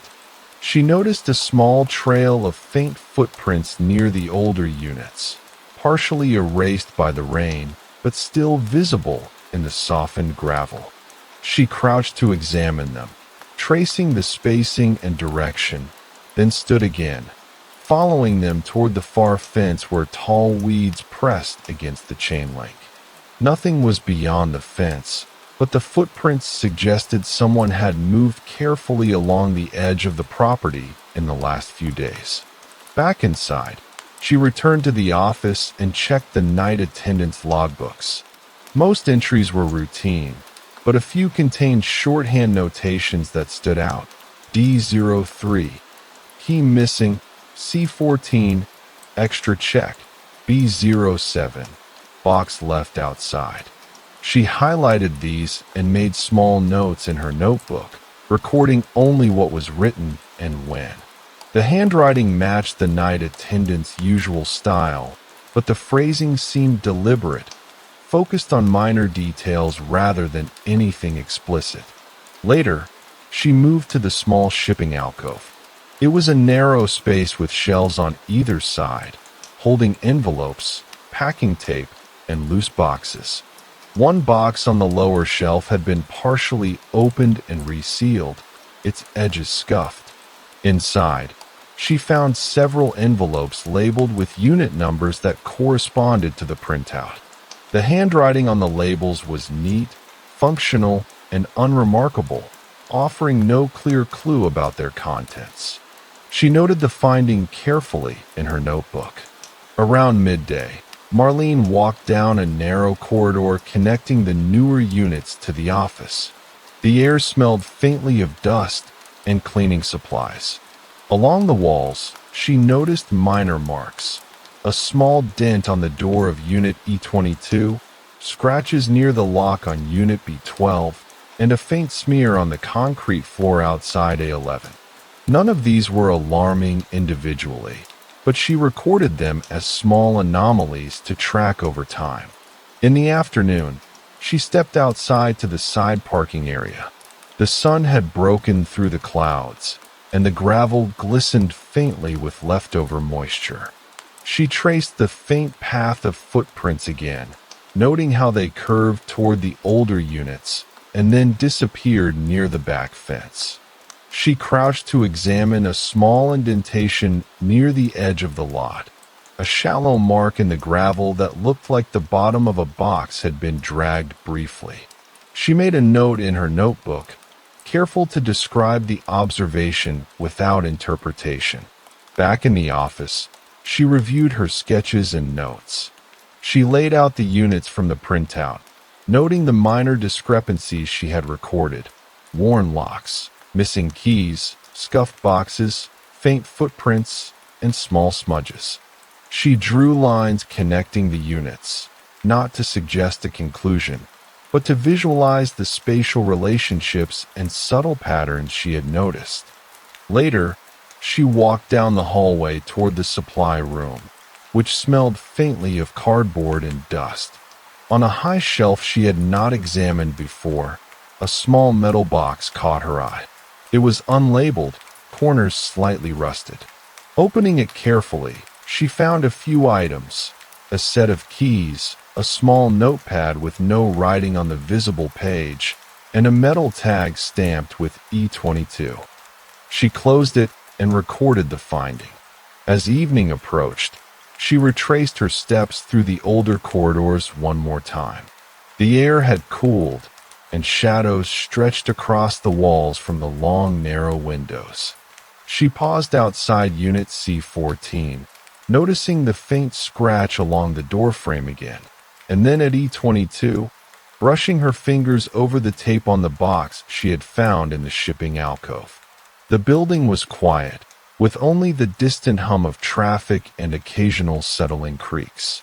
Sitting at her desk, she spread out her notes and sketches, reviewing every observation from the day: footprints, scuffs, missing keys, envelopes, boxes with unusual tape, shorthand log entries, faint smears and dents. Each detail seemed minor on its own, yet together they suggested patterns she did not yet understand. She sipped her coffee slowly, letting the quiet office hum settle around her. She knew she would return the next day, moving deliberately through the corridors, checking the units, observing subtle changes, tracing faint trails, and recording the small anomalies that might otherwise go unnoticed. Nothing demanded immediate attention, yet the quiet accumulation of observations felt purposeful, as if the property itself was revealing something slowly, in its own time, to anyone patient enough to notice. And Marlene intended to notice. The following morning, Marlene arrived as the sky was overcast and the gravel lot glistened from an early mist. The faint smell of damp earth mixed with the familiar scent of dust and cleaning supplies as she unlocked the office door. She carried her notebook and a thermos of coffee, and the soft sound of her footsteps echoed briefly against the tile floor. Before starting her usual rounds, she paused by the small waiting area near the entrance. A thin layer of dust had settled across the magazines, and a few paper clips lay scattered on the low table. She straightened them absent-mindedly, then moved toward the back corridors where the older units were located. The air here smelled faintly of concrete dust, with a hint of metal from the locks. The hallway was narrow, and the low ceiling made the space feel enclosed but quiet. At Unit D03, she noticed again that the handle was slightly loose. It hadn't been noticeable on previous days, but today it seemed different. She pressed lightly, listening to the faint creak of the mechanism. A small scuff along the lower edge of the door caught her eye. She jotted the observation into her notebook, careful not to read too much into it. She continued along the hallway, stopping at the small storage closet tucked between B12 and B13. The space was rarely visited, and the air smelled of motor oil and old cleaning rags. A cardboard box leaned against the back wall, partially hidden behind a stack of brooms. The box was unmarked except for a faint smudge along the corner, and the edges showed signs of repeated handling. She made a note of its position and contents. A few folded blankets and several small, unmarked envelopes with dates that matched entries on the mysterious printout. Later, she stepped outside to the side courtyard. The gravel was soft, and a few puddles reflected the muted light from the overcast sky. She traced the faint footprints she had noticed the previous days. The impressions were mostly erased by recent rain, but she could still see the spacing and direction. They curved toward the older units and then disappeared near the back fence, tall weeds pressed against the chain link. There was nothing beyond, only the suggestion of movement along the property line. Back inside, she checked the night attendance logbooks again. Most entries were routine: unit inspections, deliveries, lock changes. But a few shorthand notes stood out. For example, B07 had box left outside. Check. And C14 had extra key. B22 had package late, while D03's entry simply read key missing. The notations were brief, almost casual, but Marlene recorded them carefully in her notebook, aware that even minor details could be meaningful when collected over time. She moved next to the small shipping alcove. Narrow and lined with shelves, it held envelopes, packing tape, and loose boxes. One box on the lower shelf had been partially opened and resealed, its edges worn and scuffed. Inside were several envelopes labeled only with unit numbers corresponding to the printout. She made a careful note of the box and its contents, placing it aside for further review. Midday brought a short walk to the rear loading dock. The concrete was damp, and small puddles reflected the muted sky. Along the edge of the older units, she noticed subtle indentations where boxes had been dragged.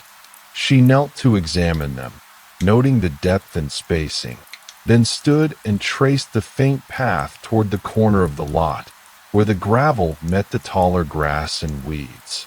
There was no indication anyone had passed beyond the fence, only the suggestion of measured movement along the edge. Returning to the office, Marlene reviewed her sketches and notes. She had been marking units, anomalies, and small discoveries. Loose handles, scuff marks, footprints, minor dents, boxes with unusual tape, and envelopes with dates. She drew faint lines connecting them on a rough layout of the facility, careful to remain factual and neutral, avoiding speculation. The spatial relationships alone seemed to demand attention. Later in the afternoon, she explored the supply room, a narrow space lined with cardboard boxes, spare locks, and cleaning equipment. A metal box on a high shelf caught her attention. It was unlabeled, with slight rust on its corners. Opening it, she found a set of keys, a tiny notepad with only a single page exposed, and a metal tag stamped with E22. She closed the box and recorded its contents, noting its location and condition. By evening, she walked the older corridors once more. Shadows had lengthened, stretching across the doors and walls. She paused at C14, noticing the faint scratch along the doorframe she had seen before, and then at E22, brushing her fingers lightly over the tape on the box in the shipping alcove. The building was quiet, except for the low hum of the lights and the faint settling creaks from the structure. At her desk, Marlene spread her notes and sketches across the surface. Each detail, minor on its own, envelopes, scuffs, locks, footprints, boxes, shorthand log entries, formed a subtle network she could not yet interpret. She sipped her coffee slowly, letting the quiet hum of the office settle around her. She knew she would return the next day, moving deliberately through the corridors, checking units, observing small changes, tracing faint paths, and recording subtle anomalies. Nothing demanded immediate action, yet the accumulation of observations had a quiet weight, suggesting that the facility itself held patterns waiting to be noticed. And Marlene intended to notice them, patiently and thoroughly, one ordinary step at a time. The next morning, Marlene arrived to find the air crisp with the first hints of autumn. The gravel lot was firm underfoot, scattered with a few fallen leaves, damp from dew. She unlocked the office door and stepped inside, the familiar scent of paper and cleaning supplies greeting her. Her notebook rested on the desk beside her thermos, and she paused to straighten a few misplaced folders before beginning her rounds. She started with the maintenance corridor, a part of the facility she rarely visited. The floor smelled faintly of sawdust and old motor oil, with a hint of rust from the metal shelving. Along the walls, small scuff marks caught her attention, nothing new on their own, but a subtle pattern seemed to emerge as she walked. Unit A11 had a faint smear near the lock, as though the door had been rubbed or bumped recently. She jotted the observation down carefully. From there, she moved to the small equipment closet tucked beside the older units. The narrow space smelled of cardboard and damp cleaning rags.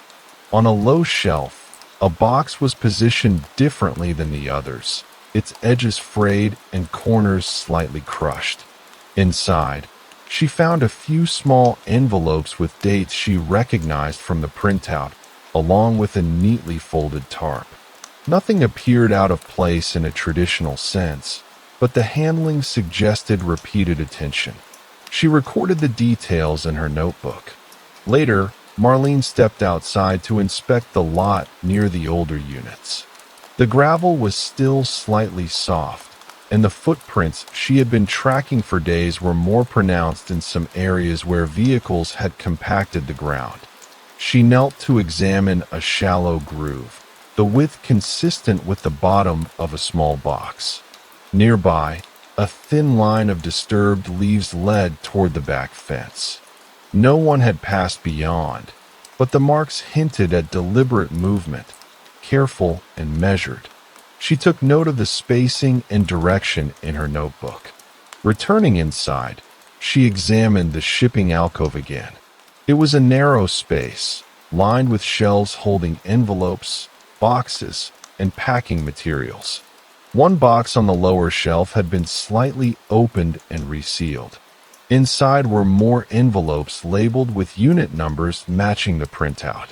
She noticed the edges of some envelopes were slightly worn, as though handled multiple times, and she made a note of this, recording the date on the top envelope and the corresponding unit.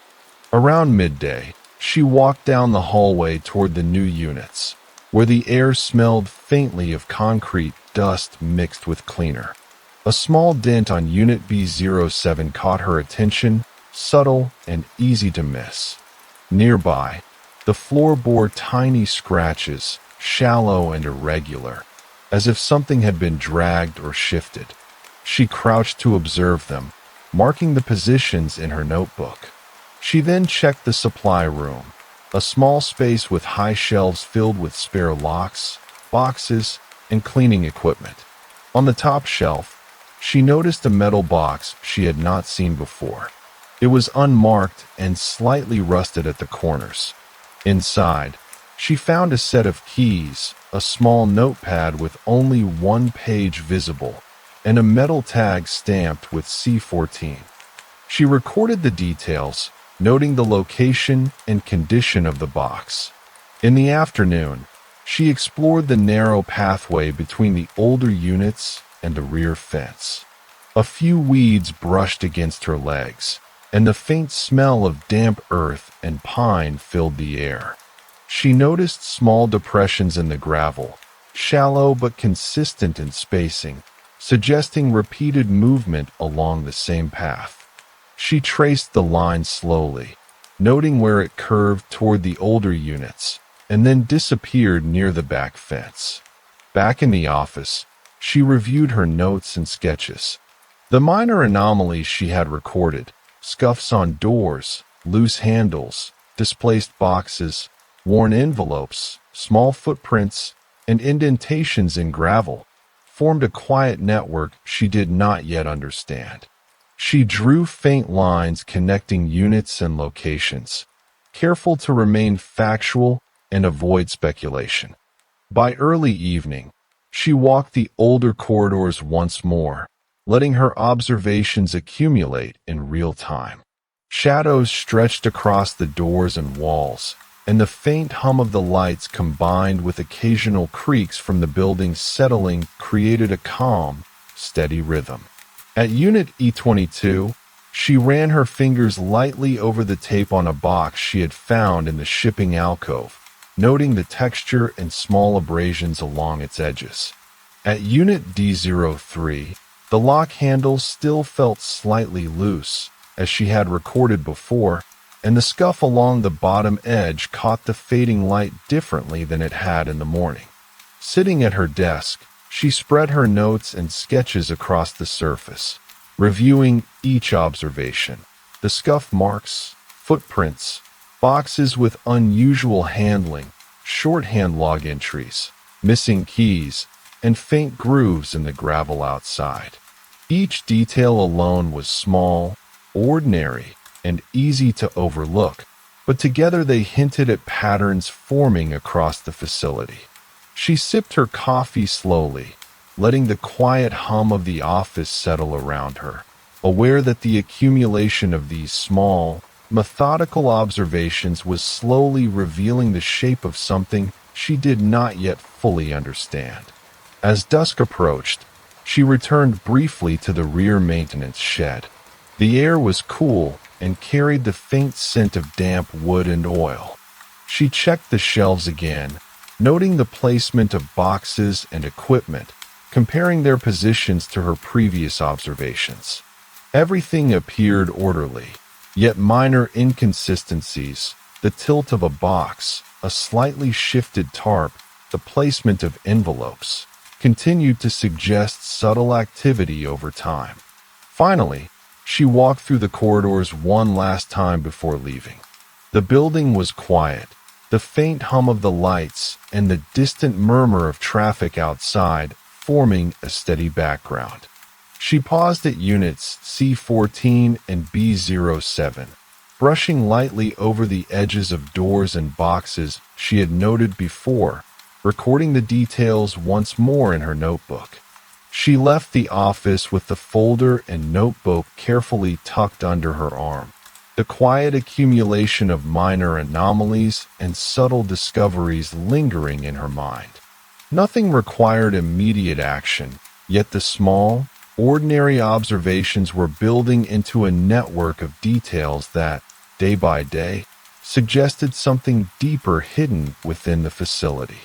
And Marlene knew she would return the next day, patient and methodical, ready to notice the quiet shifts and small patterns that only revealed themselves over time. The next morning, Marlene arrived just as the faint light of dawn was filtering through the high windows of the office. The gravel lot was firm and damp from a thin overnight fog, and the scent of wet stone mixed with pine from the edges of the property. She unlocked the door and stepped inside, the soft click of the lock echoing briefly against the quiet tiles. Her notebook and thermos rested on the desk, and she lingered for a moment, letting her eyes adjust and taking note of the muted light across the office.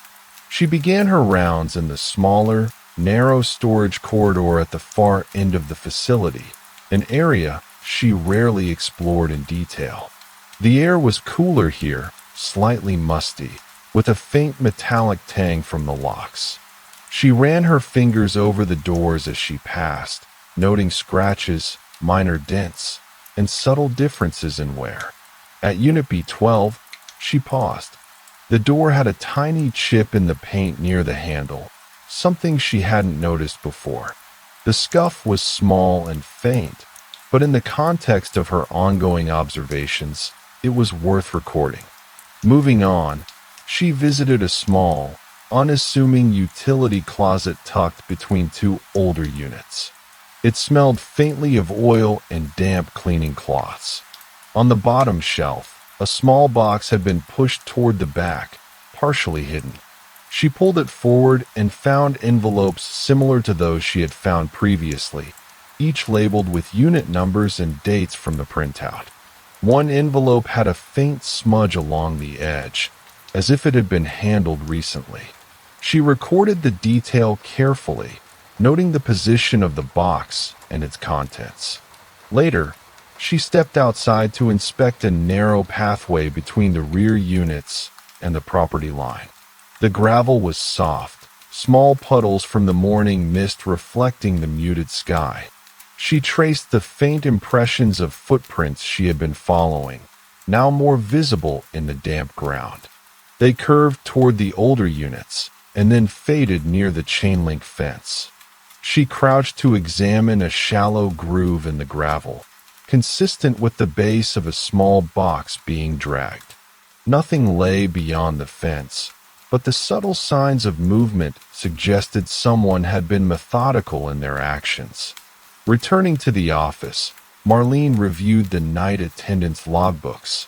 Most entries were routine, but a few shorthand notes stood out.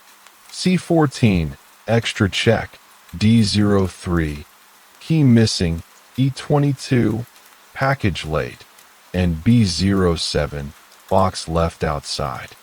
She recorded the notes in her notebook, paying attention to dates and unit numbers. The handwriting was ordinary, unremarkable, functional, but she could not ignore the focus on small details.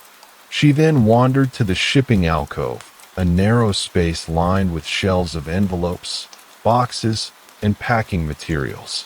One box on a lower shelf had been partially opened and resealed, its edges worn.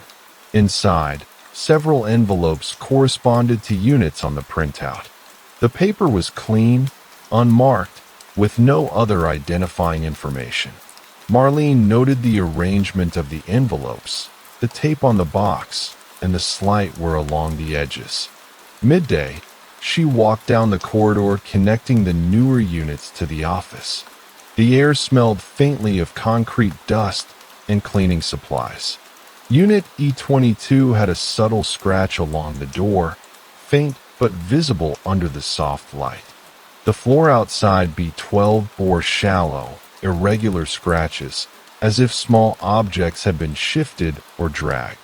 She crouched, examining them carefully, recording observations with a small diagram in her notebook. In the supply room, a narrow, high-ceilinged space with shelves of spare locks and cleaning materials, she noticed a metal box she had overlooked before. It was unmarked, slightly rusted. Opening it, she found a small collection of items: a set of keys, a notepad with one visible blank page, and a metal tag stamped B07. She closed the box and recorded the details, noting the condition and location. Later, she explored the small courtyard behind the older units. A thin layer of mist still clung to the gravel, and the faint smell of damp earth and pine was stronger here. She observed tiny depressions in the gravel and shallow indentations along the edge of the lot, consistent with repeated movement. She followed them slowly, noting where they curved toward certain units and then faded near the fence. Back inside, she reviewed her notes and sketches. Each minor observation, the scratches, loose handles, footprints, displaced boxes, envelopes with dates, shorthand log entries, scuffed doors, and faint grooves in the gravel, formed a subtle web across the facility. She drew faint lines connecting units and anomalies, careful to record only what she had observed without conjecture. As evening approached, she walked the older corridors once more. Shadows from the long windows stretched across the walls, and the hum of the lights mingled with distant traffic. She paused at C14 and E22, brushing her fingers lightly over the scuff marks and tape edges she had noted before. The building was quiet, almost still, yet each small detail accumulated into a presence she could not ignore. Sitting at her desk, she spread her sketches and notes across the surface, reviewing each detail in turn. The pattern was slow to emerge, built from the subtle signs left across the facility. Boxes slightly moved, envelopes handled, scratches and scuffs, footprints in gravel, and shorthand annotations in the logbooks. Each alone was ordinary, yet together they hinted at a deliberate rhythm of activity. She sipped her coffee, letting the quiet hum of the office settle around her. There was no urgency, no sudden revelation, only the patient accumulation of small, observed facts. Marlene knew she would return the next day, moving deliberately through corridors, inspecting units, tracing subtle traces, and recording each minor anomaly. She understood that the facility itself was revealing information slowly, in small increments, and that careful attention would be the only way to see it. As she left for the evening, she paused one last time at the front door, glancing back down the main corridor. The fading light made the shadows longer, and the building seemed to breathe softly in the quiet. The details of the day, the boxes, the scratches, the footprints, the envelopes, remained in her mind. Each observation was small, ordinary, and subtle, but together they formed a foundation she would build on, step by step, in the days to come. The following morning, Marlene arrived to a light drizzle that had left the gravel lot damp and speckled with tiny puddles. The air smelled of wet stone and the faint aroma of pine from the line of trees edging the property. She unlocked the office door and stepped inside, the soft click echoing in the quiet. Her notebook and thermos were already on the desk, and she lingered briefly, observing the muted light spreading across the stacks of folders and forms. She decided to start her day in the narrow corridor of the older units, an area she had begun to examine more closely. The air smelled faintly of damp concrete and cleaning solution, and her footsteps echoed softly against the tile floor at the corridor's end. Unit D03 drew her attention immediately. The handle felt slightly looser than the day before, and the scuff at the bottom edge of the door caught the dim light differently. She knelt to inspect it, tracing the outline with her fingers, and made a careful note in her notebook. From there, she moved into the small utility closet tucked between units B12 and B13. The air was thick with the smell of cleaning rags and motor oil, slightly warmer than the corridor outside. On a lower shelf, a small cardboard box leaned slightly forward. Inside were envelopes she recognized from the printout, along with a neatly folded tarp. One envelope had a small smudge on its edge, subtle but noticeable. She recorded the position, contents, and condition carefully, noting the repeated handling suggested by the frayed edges.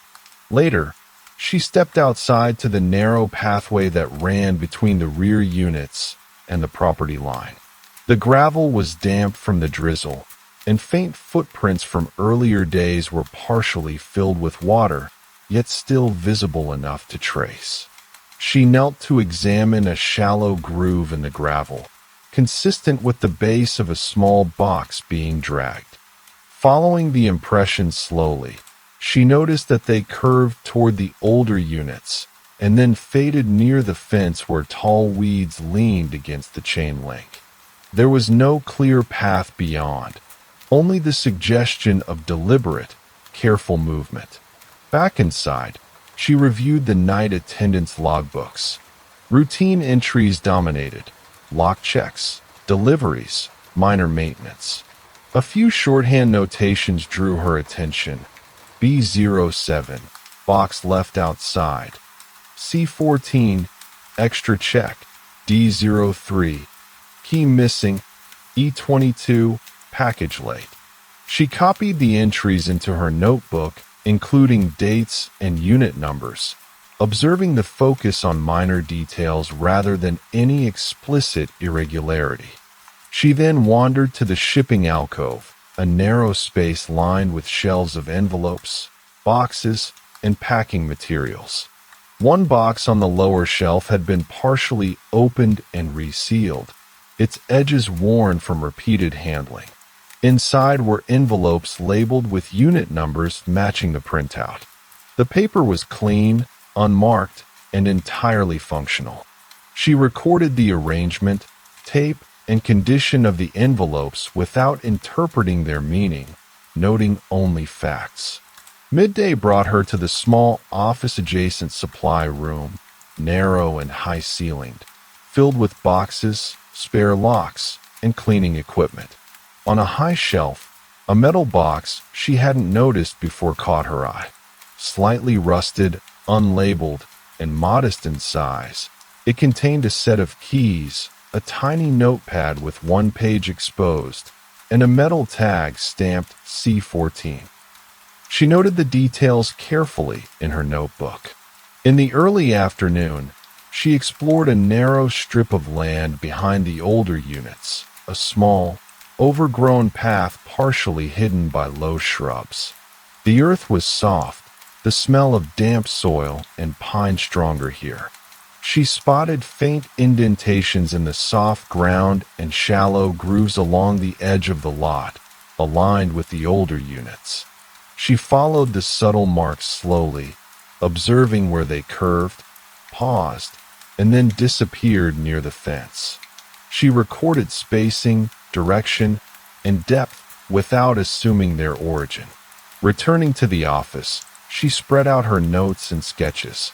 Scuff marks, loose handles, boxes with unusual tape, envelopes with dates, shallow grooves in gravel, shorthand entries in the logbooks. All these minor observations now formed a delicate, interconnected map of the facility. She drew faint lines linking units and anomalies, careful to avoid speculation, focusing only on what she had observed. Later in the afternoon, she walked through a section of the facility she had not explored in detail before, the small outdoor storage area near the loading dock. Old wooden pallets leaned against the building. Stacks of cardboard boxes in varying conditions lined the edges. A partially open box on the ground revealed envelopes and packing materials. One envelope bore a faint smudge on the corner and a date corresponding to the printout. She recorded the position and contents in her notebook. By evening, Marlene returned to the older corridors, the faint hum of the lights overhead blending with the distant murmur of traffic. Shadows from the long windows stretched across the walls. She paused at C14, brushing lightly over the scratch along the doorframe. Then at E22, feeling the texture of the tape on the box she had found in the shipping alcove. The building was quiet, the small, ordinary details accumulating into a weight of observation she could not yet interpret. Sitting at her desk, she spread her notebook and sketches across the surface. Each observation, scuffs, footprints, boxes, envelopes, shorthand log entries, loose handles, shallow grooves in gravel, was ordinary in isolation, yet together they hinted at a deliberate rhythm of activity across the property. She sipped her coffee slowly, letting the quiet hum of the office settle around her, aware that the small, methodical observations she had collected were forming a pattern, one that would reveal itself only through continued attention. As night fell, she left the office, closing the door carefully behind her. The facility was silent except for distant traffic and the faint rustle of leaves in the evening breeze. Each small discovery, subtle anomaly, and careful observation remained in her mind, forming an unseen network across the property. Marlene knew she would return the next day, moving deliberately through the corridors, noting subtle shifts, tracing faint trails, and recording anomalies, patient and methodical, watching the quiet patterns reveal themselves slowly over time. The next morning, Marlene arrived to find the light, gray sky pressing softly against the horizon.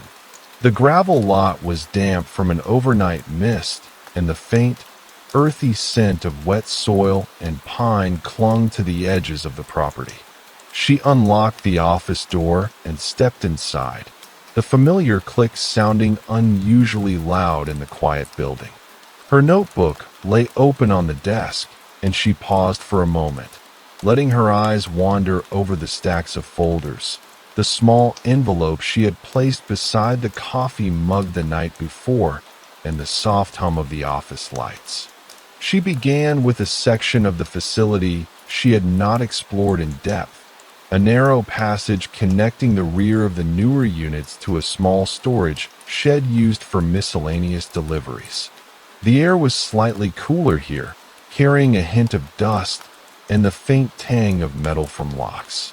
The floor was concrete, worn smooth in the middle, and she noticed a few tiny chips along the edges where carts had scraped the surface. She ran her fingers along the base of the walls as she walked, noting the subtle texture differences, areas slightly rougher, faint smudges, small indentations. At the rear corner near Unit F05, she spotted a small envelope tucked between two stacks of flattened boxes. It was plain, unmarked except for a date that corresponded to one on the printout. The corner was bent, suggesting it had been handled recently. She retrieved it carefully, placing it in her notebook, and made a note of the exact position. From there, she wandered into the small outdoor alcove behind the shed, a narrow space bordered by low shrubs and a chain-link fence. The ground was soft and slightly muddy from the mist, with small puddles forming in shallow depressions. She noticed subtle footprints along the edge of the alcove, faint and partially obscured by leaves. Kneeling, she traced their path, noting the spacing and direction. They seemed to lead toward a small patch of gravel she had not examined before, near an old wooden pallet leaning against the fence. There were shallow grooves in the gravel here, consistent with a box or object being dragged briefly. She made a careful sketch in her notebook. Later, she returned inside and walked through the narrow maintenance corridor. stopping at units she had recorded previously for minor anomalies. The handle on D03 was still slightly loose, and the scuff along the bottom edge caught the light differently under the overhead fluorescent bulbs. She knelt to inspect it again, confirming that the mark was consistent with previous observations, not new, but its presence reinforced a pattern she had been mapping. In the supply room, she examined the high shelves and noticed a small metal box tucked behind several larger ones. Slightly rusted and unlabeled, it contained a set of keys, a tiny notepad with a single exposed page, and a metal tag stamped F05. She carefully noted its contents, condition, and location. The box had been placed in such a way that it was partially hidden from casual observation. Midday, she moved to the long hallway connecting the older units with the front office. The faint smell of cleaning solution mixed with dust filled the air. Along the walls, she observed subtle differences. A tiny dent on the edge of a door frame at B07, a small scrape along the baseboard near E22, and faint smudges near Unit C14's handle. Each was minor alone, but recorded together they suggested repeated handling of these spaces. She marked each in her notebook with careful sketches. She then explored a section of the facility she had not yet checked, a narrow corridor leading to an auxiliary storage room above the main office. The stairwell was steep and creaked lightly under her weight. The room itself smelled faintly of cardboard and old paper, with a high window filtering in pale daylight. On a low shelf, she noticed a small box with tape that had been applied unevenly. Inside were envelopes labeled with units from the printout and a few folded cloths, the edges worn slightly. She recorded the position and contents, noting the repeated handling suggested by the scuffed edges and uneven placement. In the afternoon, she wandered through the small courtyard behind the older units. A few scattered leaves clung to the damp gravel, and the faint, earthy smell persisted. She followed a series of shallow depressions along the edge of the lot, tracing them toward a corner where the shrubs grew thicker. She paused to examine a tiny indentation near a fence post, noting its shape and depth, then continued along a faint line in the gravel that suggested something had been shifted or moved carefully. Back in the office, she reviewed her sketches and notes, laying them side by side. Each minor observation, scuffs, loose handles, displaced boxes, worn envelopes, shallow grooves in the gravel, subtle dents, shorthand log entries, faint smudges, was ordinary on its own, yet collectively they began to form a delicate network across the facility. She drew faint lines connecting units and anomalies, carefully keeping her work factual without assumptions. As evening approached, she walked the older corridors again, the soft hum of the lights blending with distant traffic. Shadows stretched across doors and walls, and the quiet of the building made each minor sound. The faint creak of a hinge, a low thrum from the ventilation system, noticeable. She paused at C14, brushing lightly over the scratch along the doorframe.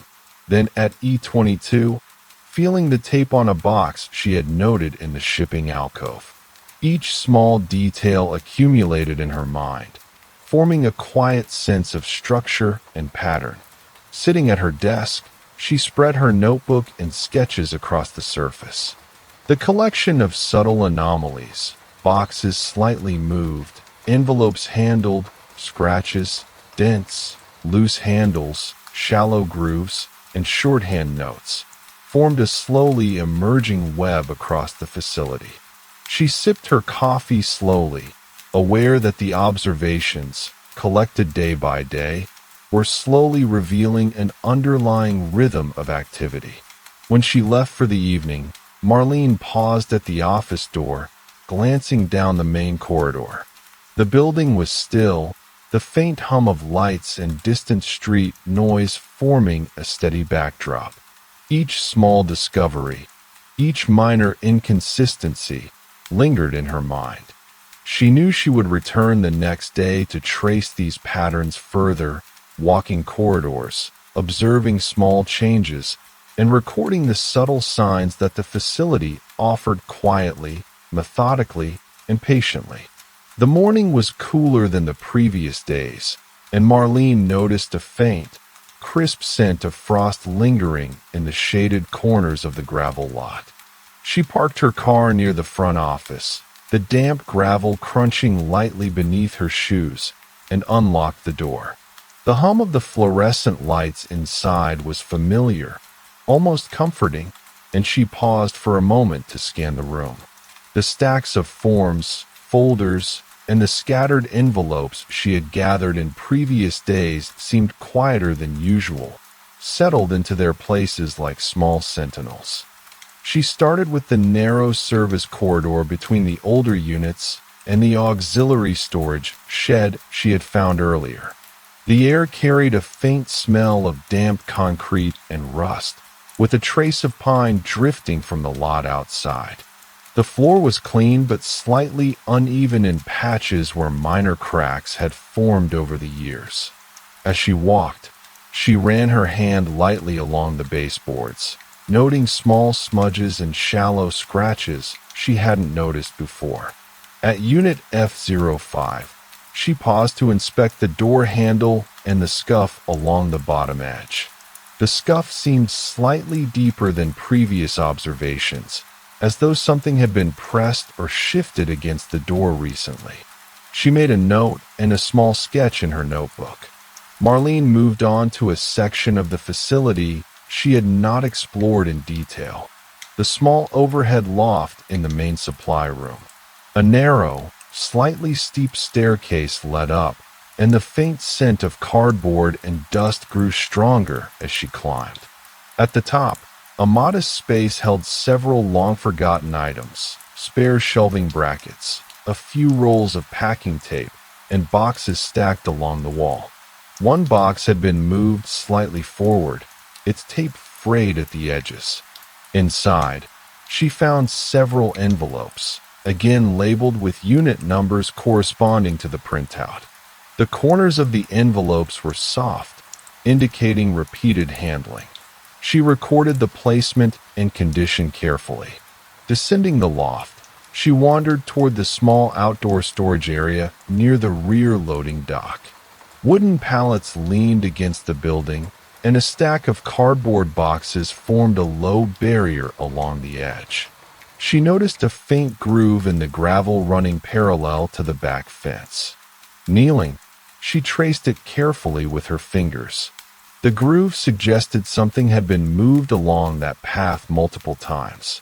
A few scattered leaves and tiny puddles marked its edges, slightly masking the impression but not erasing it. She made notes and drew a small sketch showing the path relative to the nearby units. From there, she explored a narrow alleyway between units B07 and C14. It was a shadowed, overlooked space, damp from morning condensation. She crouched to examine the small dents along the bottom of the doors, the slight scuffing on the concrete floor, and a faint smear of dirt near one corner. The marks were subtle, almost imperceptible, but she recorded each in her notebook, sketching their positions relative to one another. Later, she returned to the shipping alcove. The box she had previously found partially opened and resealed was still there. She examined the tape more closely this time, noting small irregularities along the seams, subtle abrasions, and fingerprints embedded in the slightly sticky surface. Inside, the envelopes bore neat, plain handwriting, no indication of content beyond the unit numbers. She carefully documented each envelope, noting minor differences in wear and alignment. By midday, she ventured into a section of the property she had only glanced at before, the narrow strip of land behind the newer units. The gravel here was softer, and small depressions formed shallow puddles from overnight condensation. She traced a series of faint footprints and small grooves along the edge, noting where they shifted direction toward certain units and disappeared near low-growing shrubs. A few twigs had been pressed into the gravel, possibly by someone stepping or brushing past, and she carefully recorded their positions. Returning inside, she reviewed the night attendant's logbooks again. Most entries were ordinary: checks, deliveries, minor maintenance. A few notes stood out in their brevity: B07, extra key missing; D03, box shifted; E22, package slightly torn. She copied the entries into her notebook, noting the dates and units with careful precision. In the late afternoon, she explored the small courtyard between the older units. Damp leaves clung to the gravel, and the faint smell of wet earth and pine filled the air. She observed shallow depressions, small grooves, and tiny displaced twigs, tracing them slowly along the edge of the lot. Near the chain-link fence, a small indentation suggested that a box or item had been placed and shifted slightly. She sketched its dimensions and position relative to surrounding units. By early evening, she moved once more through the older corridors, pausing at units she had examined before. At C14, she ran her fingers lightly over the scratch along the doorframe, noting the texture and subtle differences in depth. At E22, she observed the tape along the box in the shipping alcove, noting small abrasions, uneven edges, and faint fingerprints. The building was quiet, the soft hum of the lights blending with distant traffic, the occasional settling creak of the structure making each minor detail more pronounced.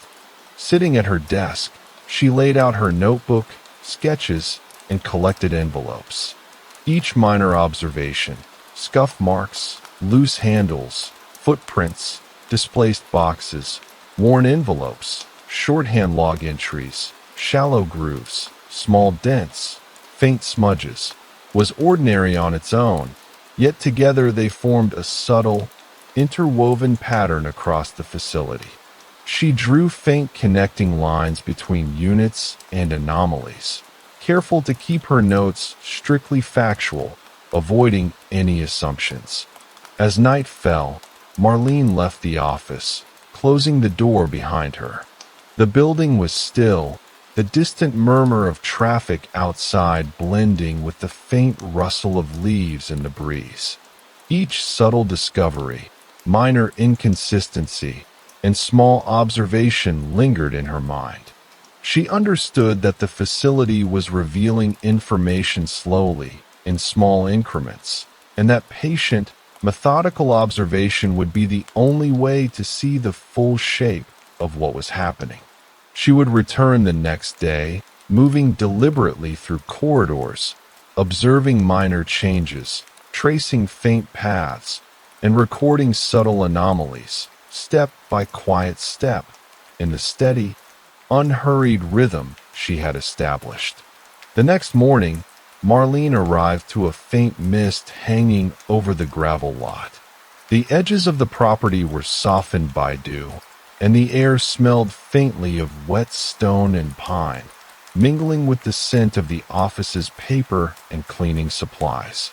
She unlocked the door, the familiar click sounding louder than usual in the quiet, and stepped inside, glancing over the stacks of folders and scattered envelopes from previous days.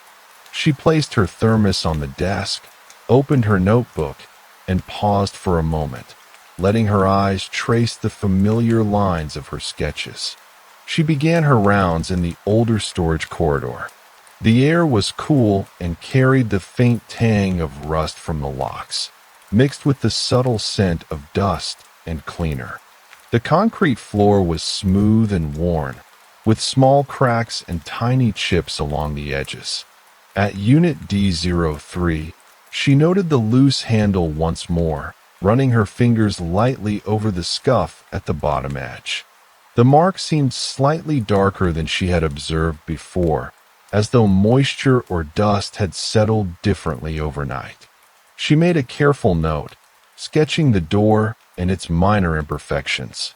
From there, she moved toward a small corner room she had recently discovered behind the maintenance shed. The narrow space smelled of damp wood and old cardboard. Inside, several boxes were stacked against the wall. One box leaned slightly forward, its tape worn along the edges. Inside were envelopes with unit numbers matching the printout, along with a small folded tarp. She examined the envelope corners, noting slight fraying and faint smudges, then jotted the observations in her notebook. Later, she stepped outside to a narrow path between the rear of the older units and the edge of the property. The gravel was damp, and small puddles reflected the muted sky. She followed faint impressions along the path, shallow grooves, tiny footprints, and slight disturbances in leaves and twigs. Near a low fence post, she observed a subtle indentation in the gravel, consistent with the weight of a small box or object. She crouched to trace the shape, noting its depth, width, and orientation in relation to the nearby units. Returning inside, Marlene wandered to the shipping alcove.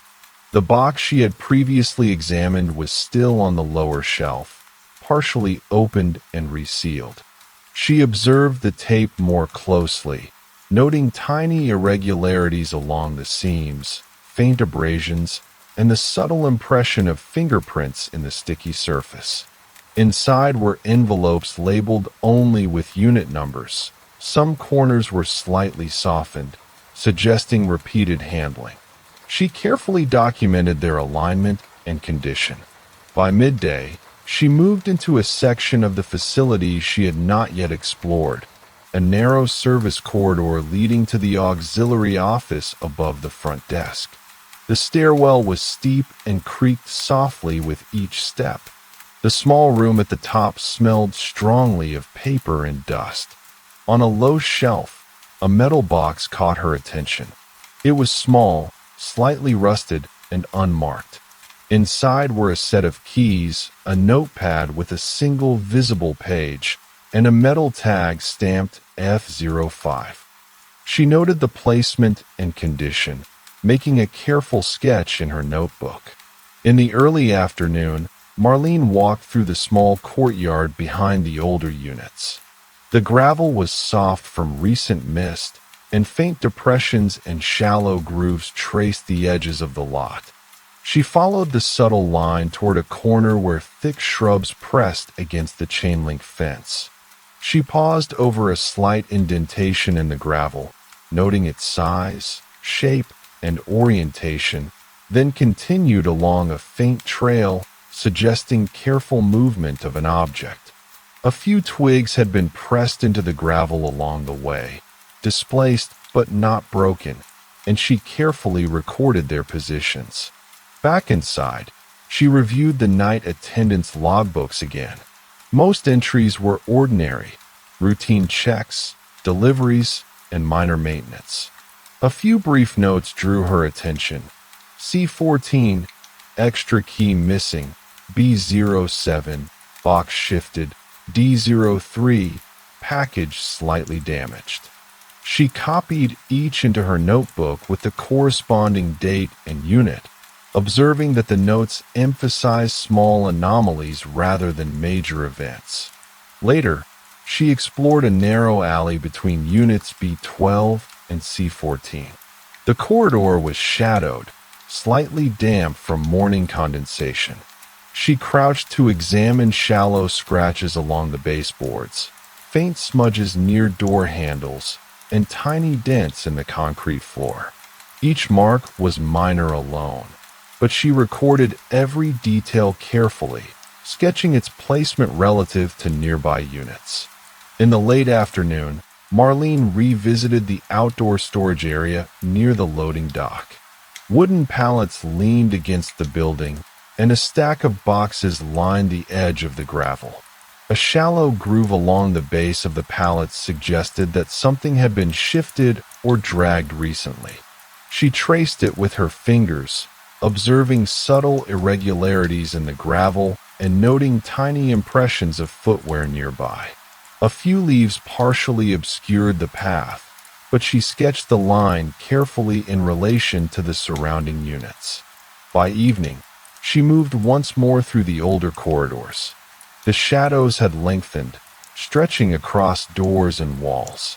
She paused at C14, running her fingers over the scratch along the doorframe, noting its texture and depth, and at E22, examining the tape along a box in the shipping alcove, observing small abrasions and faint fingerprints. The building was quiet, the hum of the lights blending with distant traffic. Each small detail she recorded accumulated into a careful, growing map of subtle activity throughout the facility. Sitting at her desk, she spread her notebook, sketches, and envelopes across the surface. The minor observations, loose handles, scuffs, shallow grooves, footprints, displaced boxes, worn envelopes, faint smudges, shorthand notes, and logbooks, formed a delicate pattern across the property. She drew faint connecting lines, keeping her notes factual and avoiding assumptions. When she left for the night, Marlene paused at the office door, glancing down the main corridor. The building was still, the distant murmur of traffic and the faint rustle of leaves outside forming a steady background. Each small discovery, subtle anomaly, and minor inconsistency lingered in her mind. She understood that the facility revealed information slowly, in incremental and ordinary shifts, and that patient, methodical observation would be the only way to see the full shape of the quiet patterns emerging within its walls. She would return the next day, following footprints, tracing grooves, noting slight shifts, and observing small changes, step by deliberate step. The following morning, Marlene arrived to the faint scent of wet gravel and pine drifting from the property's edges. A thin fog clung to the lot, softening the outlines of the older units. She parked near the office, the damp gravel crunching softly underfoot, and unlocked the door. Inside, the office smelled of paper and faintly of cleaning supplies. She paused to arrange her notebook and thermos, scanning the stacks of forms and envelopes from previous days, letting the quiet settle around her before moving on. She decided to begin in the small auxiliary corridor connecting the older units to a cluster of seldom-used storage rooms. The concrete floor was slightly damp, with patches where the previous day's mist had settled. Along the baseboards, she noticed tiny smudges and faint scratches she hadn't documented before. Unit F08 had a small dent near the handle, subtle but different from previous marks. She ran her fingers lightly along the edges, recording its location, depth, and angle in her notebook. From there, she explored a corner behind the maintenance shed, a narrow space she had glanced at before but never examined closely. The air was warmer here, with the mixed scent of dust and wood. Boxes leaned against the wall, some stacked unevenly. One box, near the center, had tape worn along the edges, corners slightly crushed. Inside, she found envelopes with unit numbers matching her ongoing notes. One had a faint crease along the top edge, indicating it had been handled recently. She documented each detail carefully. Later, she moved to a small courtyard behind the newer units. The ground was soft and damp from the morning mist, with shallow depressions along the edges and faint impressions in the gravel. She noticed a subtle trail of disturbed leaves leading toward a low fence and crouched to examine shallow indentations beside it. A small groove ran parallel to the fence, consistent with a box or object having been shifted along that line. A few twigs were displaced nearby, but not broken. She made a careful sketch, noting positions and measurements. Returning inside, Marlene wandered through the narrow shipping alcove. The box she had been observing for several days remained on the lower shelf. She examined the tape on its edges, noting subtle abrasions and fingerprints pressed into the adhesive. Inside, the envelopes were clean, labeled only with unit numbers, though some had softer corners, suggesting repeated handling. She recorded the positions, orientation, and condition of each envelope in her notebook. By midday, she decided to inspect a section of the facility she had previously overlooked, a narrow stairwell leading to a small office space above the front desk. The stairs creaked under her weight, and the air smelled strongly of paper and dust. The room was modest, with shelves of supplies and a few forgotten boxes. One box, small and rusted along the edges, contained a set of keys, a notepad with a single visible page, and a metal tag stamped G03. She noted the location, condition, and contents carefully. In the early afternoon, she moved to the long, narrow corridor connecting the newer units with the office. The air carried faint cleaning solution and dust. Along the baseboards, she observed subtle differences. A tiny scuff at B09, a small smear near C15's handle, and shallow scratches in the floor near E22. Each mark was minor, almost imperceptible, but she recorded every detail, sketching their placement relative to nearby units. Later, she returned to the outdoor storage area near the loading dock. Wooden pallets leaned against the building, with stacks of boxes forming low barriers along the edge. She noticed a shallow groove along the base of the pallets, consistent with a box being shifted or dragged. She traced the line slowly, noting subtle irregularities in the gravel and tiny depressions where footwear might have pressed. A few leaves partially obscured the path, but she made careful sketches of the pattern in relation to surrounding units. By late afternoon, she explored a narrow alleyway between units D03 and B12. The corridor was damp from morning condensation, and faint shadows shifted as sunlight filtered through small windows. She crouched to examine tiny dents in the concrete floor, faint smudges near door handles, and subtle scuffs along baseboards. Each detail was minor alone, yet recorded together they suggested repeated, careful movement. She sketched the observations and noted their positions in her notebook. As evening approached, she returned to the older corridors. Shadows stretched across the doors and walls, the hum of the lights blending with distant traffic outside. At C14, she ran her fingers over the scratch along the doorframe, observing texture and depth. At E22, she noted minor abrasions along the tape on the box in the shipping alcove. The quiet details accumulated slowly, forming a web of activity that was orderly, deliberate, and invisible unless observed carefully.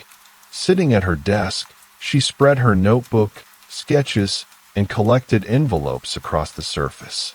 Each minor observation, loose handles, shallow grooves, displaced boxes, worn envelopes, small dents, faint smudges, footprints, and shorthand notes in the logbooks, was ordinary in isolation, yet together they created a subtle, interconnected network across the property. She drew faint lines linking anomalies, maintaining factual accuracy and avoiding interpretation.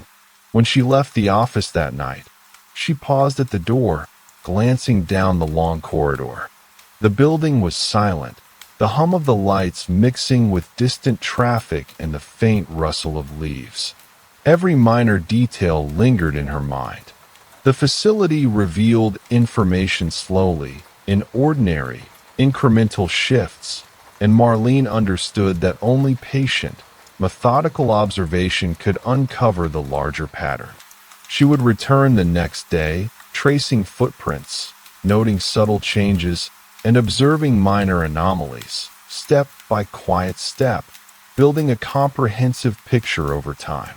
The following morning, Marlene returned to the facility with a sense of quiet anticipation. The fog had lifted, leaving the gravel lot damp but orderly, and the scent of pine and earth was sharper in the crisp air. She began by retracing the path she had mapped over the previous days, moving slowly through the older corridors, the narrow alleys, and the small outdoor spaces she had observed. Each step reminded her of the minor details she had recorded: scratches, smudges, footprints, displaced boxes, and faint grooves in gravel. She paused at Unit D03, crouching to examine the scuff along the bottom edge. Something about it now seemed deliberate rather than random, a slight shift in position relative to the other scuffs she had mapped.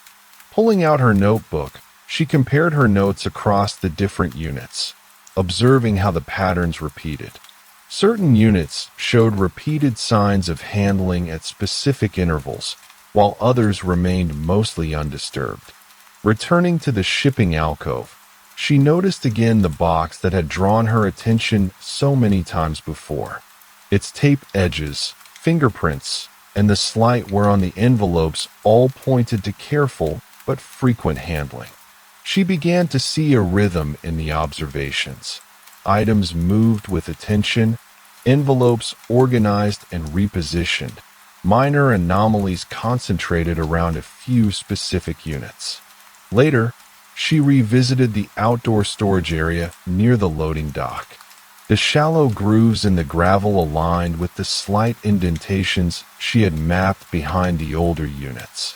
Following them carefully, she realized that most of the paths led back to a small cluster of units along the rear of the property, units that contained the most repeated marks, scratches, and minor disruptions. The quiet repetition suggested a methodical effort to keep track of or organize items rather than conceal anything. In the afternoon, she spoke quietly with the night attendant, keeping the conversation calm and observational. They walked slowly through the facility together, discussing minor irregularities, misplaced boxes, and the logs noting extra checks or shifted boxes. As they spoke, Marlene began to see the human side of the patterns she had recorded.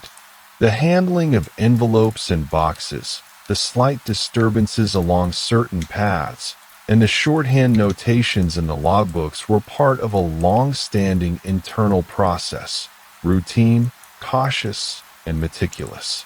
Reviewing her notes back in the office, she connected the small clues with care. The frequent handling of certain envelopes corresponded to recurring administrative checks. The scuffs along the doors and shallow grooves in the gravel reflected the movement of boxes between units for regular inventory purposes. The minor smudges and abrasions were consistent with repeated handling by staff managing small shipments. Each tiny anomaly she had recorded over days now formed a pattern that was methodical, deliberate, and entirely procedural.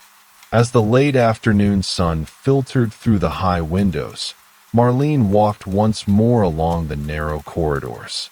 She observed the same scuffs, dents, and scratches she had seen repeatedly, but now they felt less like evidence of a hidden misdeed and more like markers of careful attention.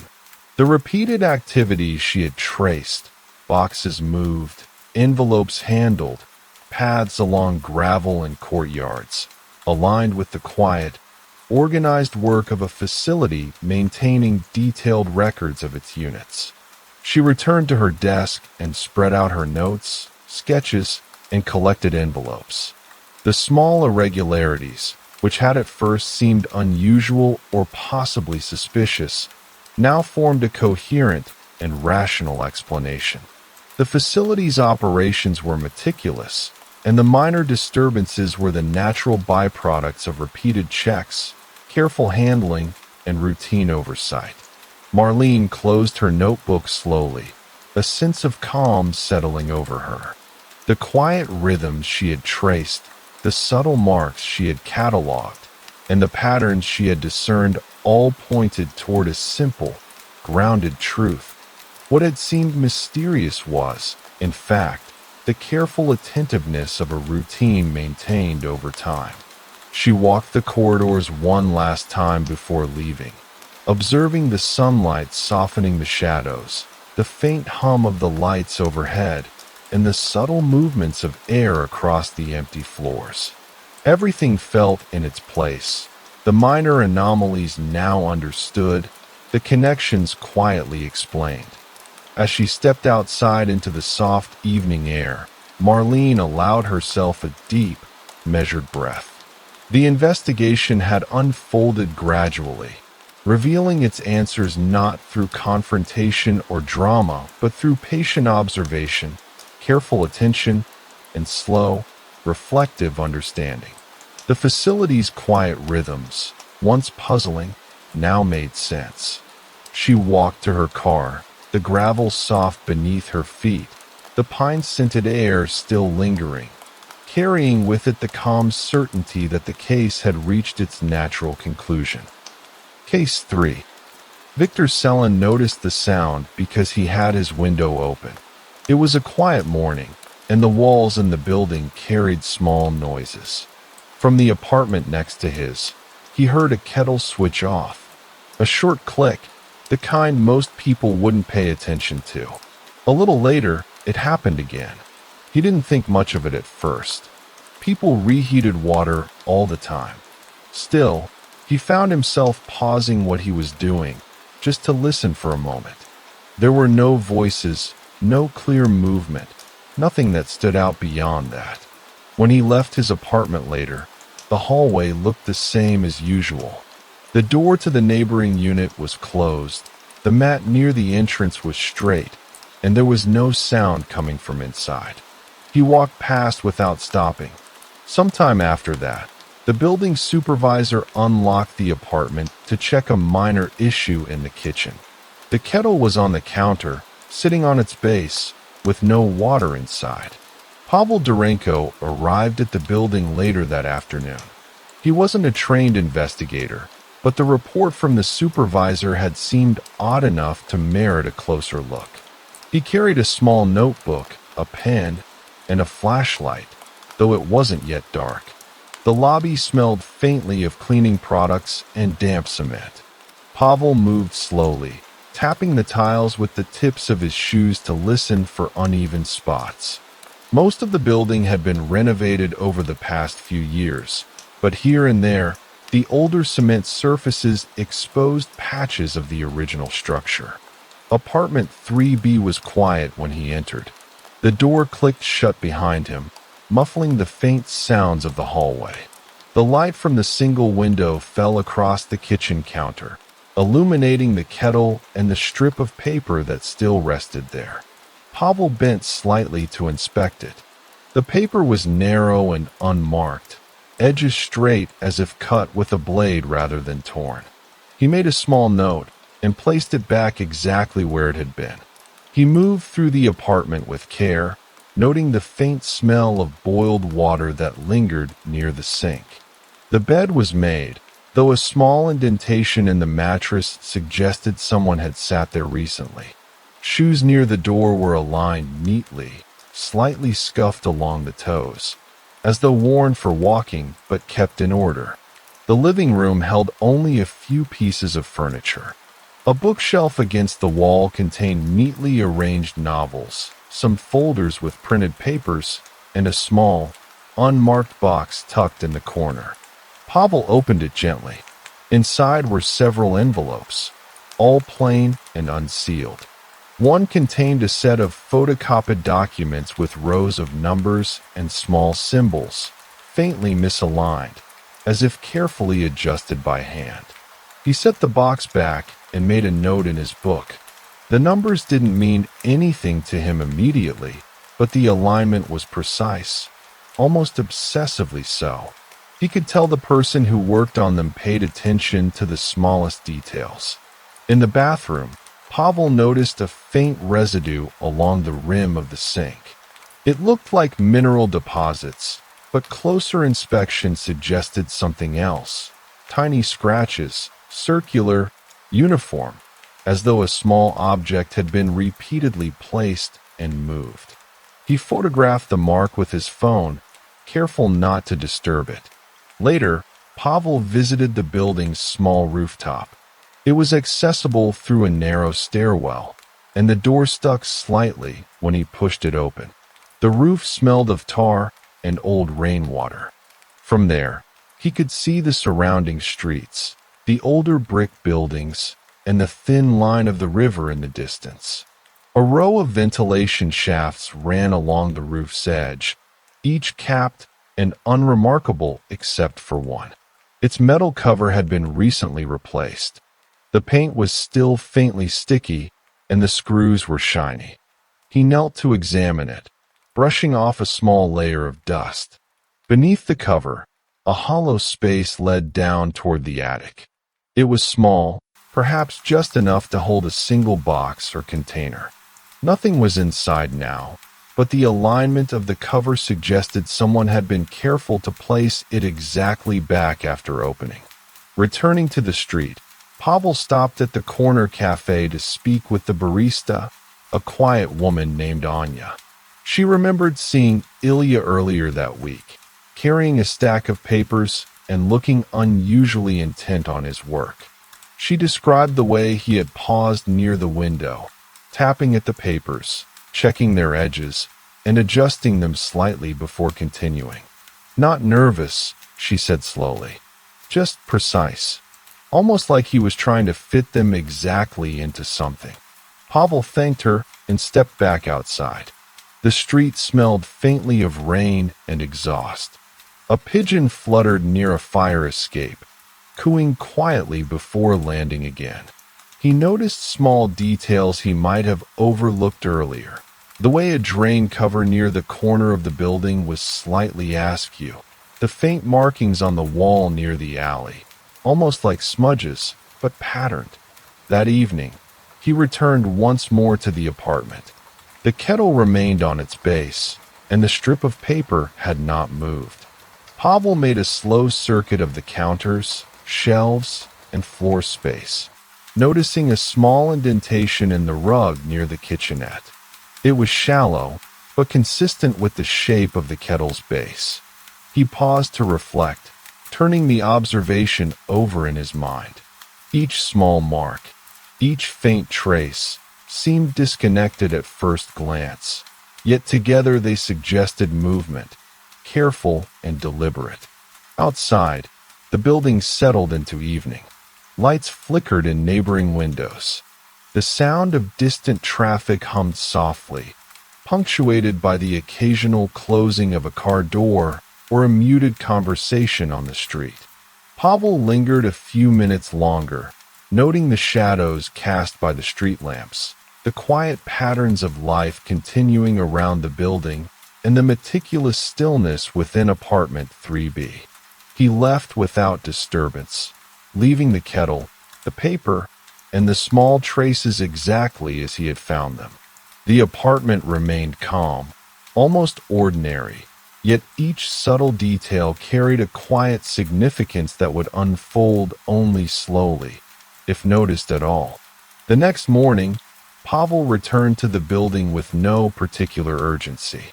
The stairwell smelled faintly of damp paint and old plaster, the kind of smell that lingered in older buildings even after renovations. He moved slowly, listening to the soft echo of his own steps, noting the way the light from the stairwell window highlighted uneven patches along the walls.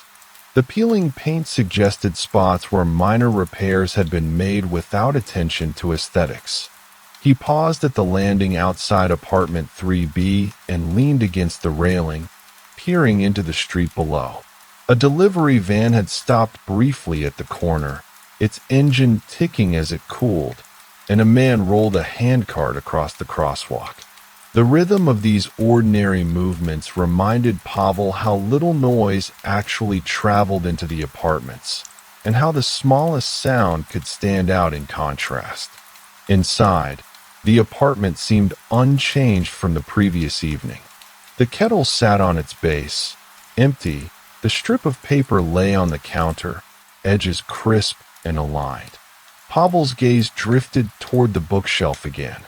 He pulled a folder from the middle shelf, noting the slight weight of the papers inside, the way the pages whispered against one another when he shifted them. They were more copies of the same numerical layouts he had seen the day before, but one page had a subtle smudge along the margin, as though someone had rubbed a fingertip lightly over it. He set the page back, marking the observation in his notebook. Such small details might seem insignificant alone, but the accumulation of them felt deliberate. Pavel moved to the small balcony off the kitchen. The railing was cool and slightly sticky from residual condensation overnight. He leaned over and looked down at the alley below. Trash bins lined the far wall. A single puddle reflected the muted gray of the overcast sky, and a cat slipped silently between the bins. He noticed scuff marks along the brick wall near the corner, patterns too consistent to be random, and faint scratches near a drain pipe that looked as if something heavy had been dragged along it. Later, Pavel visited a small municipal archive that handled property records and public registrations. The office smelled of paper, dust, and faint coffee. He asked for previous tenants in the building, focusing on apartment 3B. Most had moved on without incident, but one older file caught his eye, a record of a minor plumbing repair a few years earlier. The maintenance note mentioned that the water access panels in the kitchen had been replaced with custom metal covers, fitted carefully to align with the countertop edges. He made a note, considering it as a small piece in a broader pattern. Back at the building, Pavel inspected the basement storage area. The low ceiling smelled of mildew, and pipes ran along the walls, dripping occasionally. He checked a row of metal storage lockers, noting that a few had dents or misaligned doors. One locker in particular had a faint circular impression on the front, roughly the size of the kettle base. He pressed lightly and felt the depression, though nothing inside shifted. The locker was locked, but there was no sign of forced entry. A janitor passing by remarked casually that one of the previous tenants had been meticulous about stacking boxes, ensuring they fit precisely in corners and against walls. Pavel asked for more details, and the janitor, an older man with a slow, measured voice, said that the tenant had often measured distances between objects, sometimes using a small ruler. He didn't remember the tenant's name, but recalled the habit because it seemed unusual at the time. Pavel made his way outside, walking along the alley behind the building. The surface was rough with patches of asphalt and gravel, worn from years of foot traffic. He noticed a small rectangular piece of metal near the edge, corroded and partially covered by leaves. It appeared to be a fragment, similar in shape to the impressions he had seen on the counter and locker, though smaller. He picked it up, noting the faint scratches along one side, as if it had been shifted back and forth repeatedly. He paused to observe the surroundings. Across the alley, a row of garages had doors closed, but one had faint markings along the base, matching the pattern of scuff marks he had seen earlier near the drain pipe. The pattern seemed incidental, yet the repetition of shapes and impressions across separate locations created a quiet tension. The following day, Pavel visited the small neighborhood library. Its interior smelled of varnished wood and old ink. He searched for any local notices, small mentions in the community bulletins, anything that might relate to apartment 3B or unusual activities in the area. He found a brief note tucked into the back of a file about a local history project. A survey of older buildings noted small, hidden compartments in several units, often beneath counters or inside wall panels. One photograph included a kitchen countertop strikingly similar to Ilya's, with a subtle indentation along the edge where something might have been fitted. Pavel copied the image and returned to the building. Standing quietly in the kitchen, he compared the photograph to the counter. The strip of paper, the kettle base, and the small circular impressions all seemed to correspond to a shape that could fit neatly into the recessed area. He made a careful sketch in his notebook, recording dimensions and angles, but made no attempt to remove or move anything. Later that week, Pavel took a slow walk through the neighborhood surrounding the building. Narrow streets, some cobblestone, some patched with asphalt, led past older homes with small yards and chain-link fences. He stopped at a small stationery shop and asked the owner about any deliveries or odd visitors near the apartment building over the past month. The owner thought for a moment, then mentioned seeing a young man carrying a metal box, carefully held in both hands, who entered the building during the morning hours. He could not recall a face, only the care with which the box was handled. Returning to the apartment, Pavel lingered on the balcony again. He noticed the way shadows fell across the tiles on the floor, forming subtle, shifting shapes as the late afternoon sun moved. A pigeon perched briefly on the railing before flapping away. Inside, the apartment remained still. The kettle, the strip of paper, the impressions on the counter, all unchanged. The quiet persistence of small details made each observation feel heavier, accumulating significance in a way that required careful thought rather than hasty judgment. He examined the living room again, this time moving a small chair slightly to the side. Underneath, he found a faint mark on the wooden floor, circular and shallow, roughly the size of the kettle base. The wood itself had a slightly different tone along the outline, as if it had been exposed differently over time. He pressed his fingers lightly to feel the texture, noting a subtle change in smoothness. That evening, Pavel visited the small municipal supply room that stored tools and materials for the building. He checked the inventory of small metal bases, covers, and custom fittings. Most were standard items, but he discovered a single and used base that matched the dimensions of the impressions he had seen in multiple locations. He took careful measurements and recorded them in his notebook, not moving the item, only observing. As he walked back to the apartment, the street was quiet. The wind carried faint traces of cooking smoke and damp earth. A single street lamp flickered intermittently. Pavel paused outside the building, observing the facade, the slight imperfections in the brickwork, the alignment of window frames, the way the corner drains directed water toward the alley.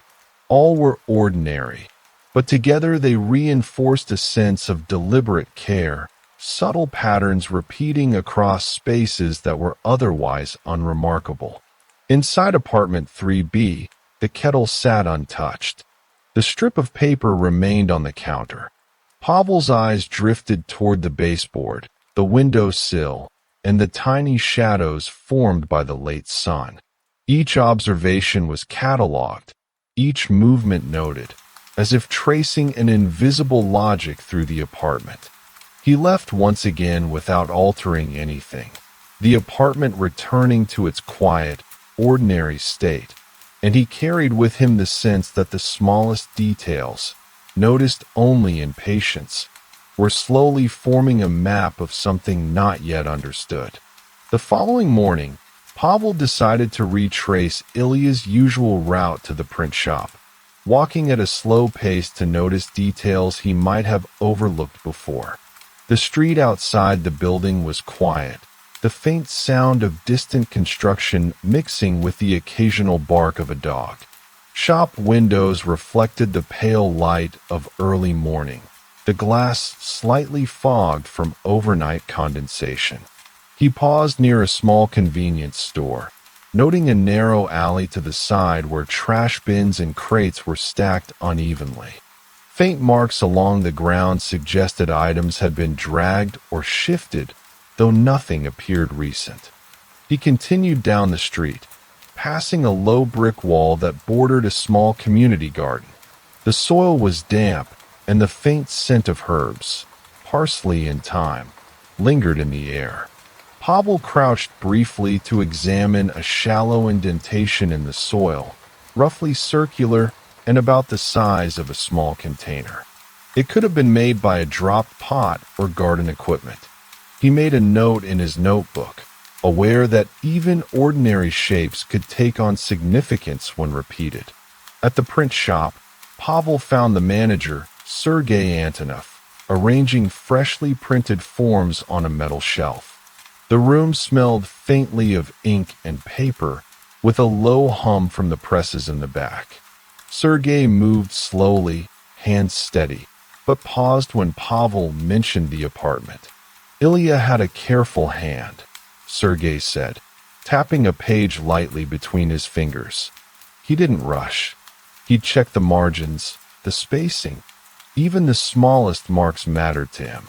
He'd sometimes line things up against the counter, the floor, whatever was flat. Pavel nodded and asked to see the originals once more. Sergei retrieved a small envelope from a locked drawer and handed it over.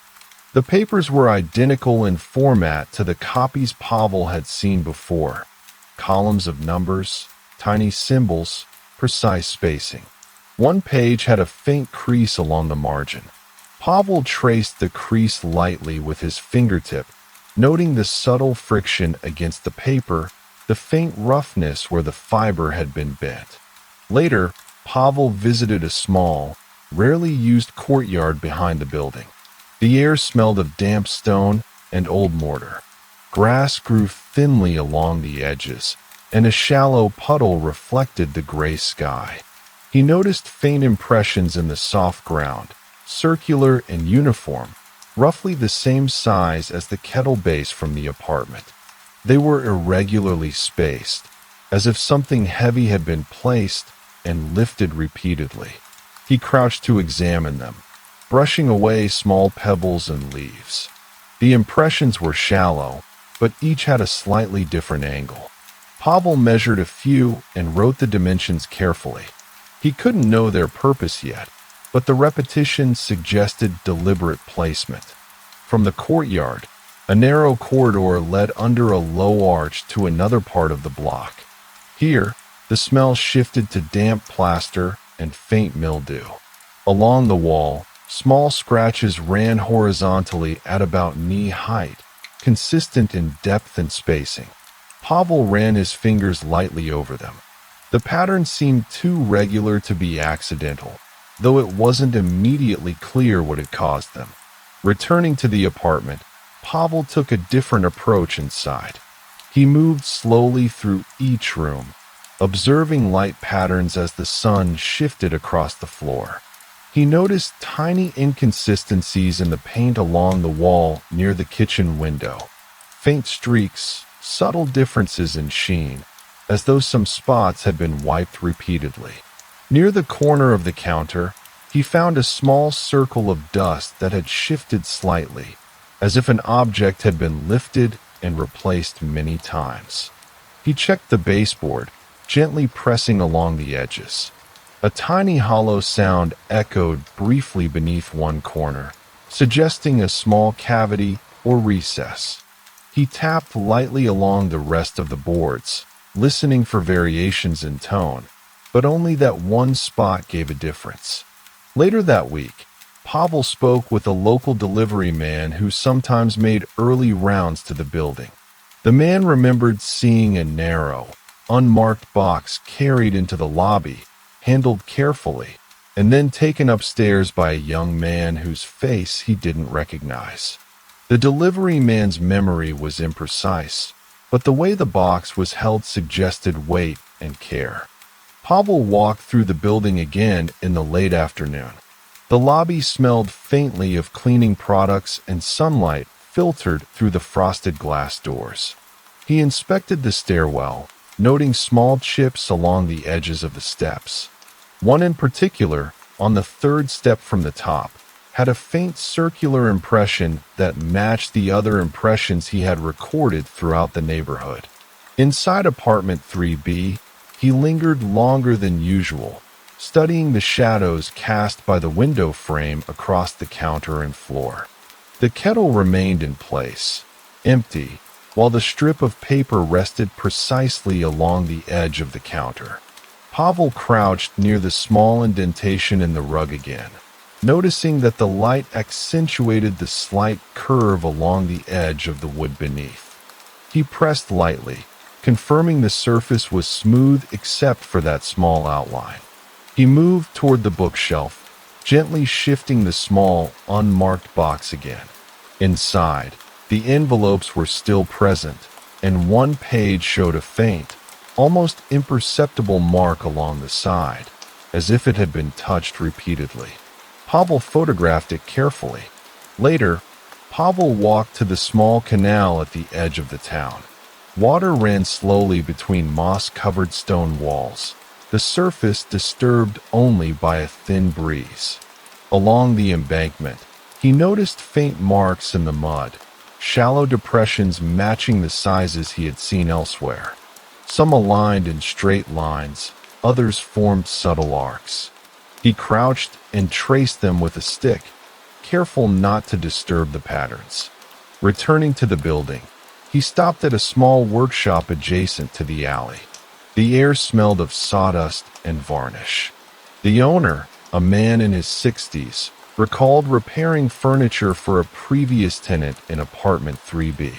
He described how the tenant had requested precise measurements for small wooden bases, insisting they fit exactly against counters or along shelves. He was careful, the man said, not in a hurry, but very particular. Inside the apartment again, Pavel noted how ordinary everything appeared.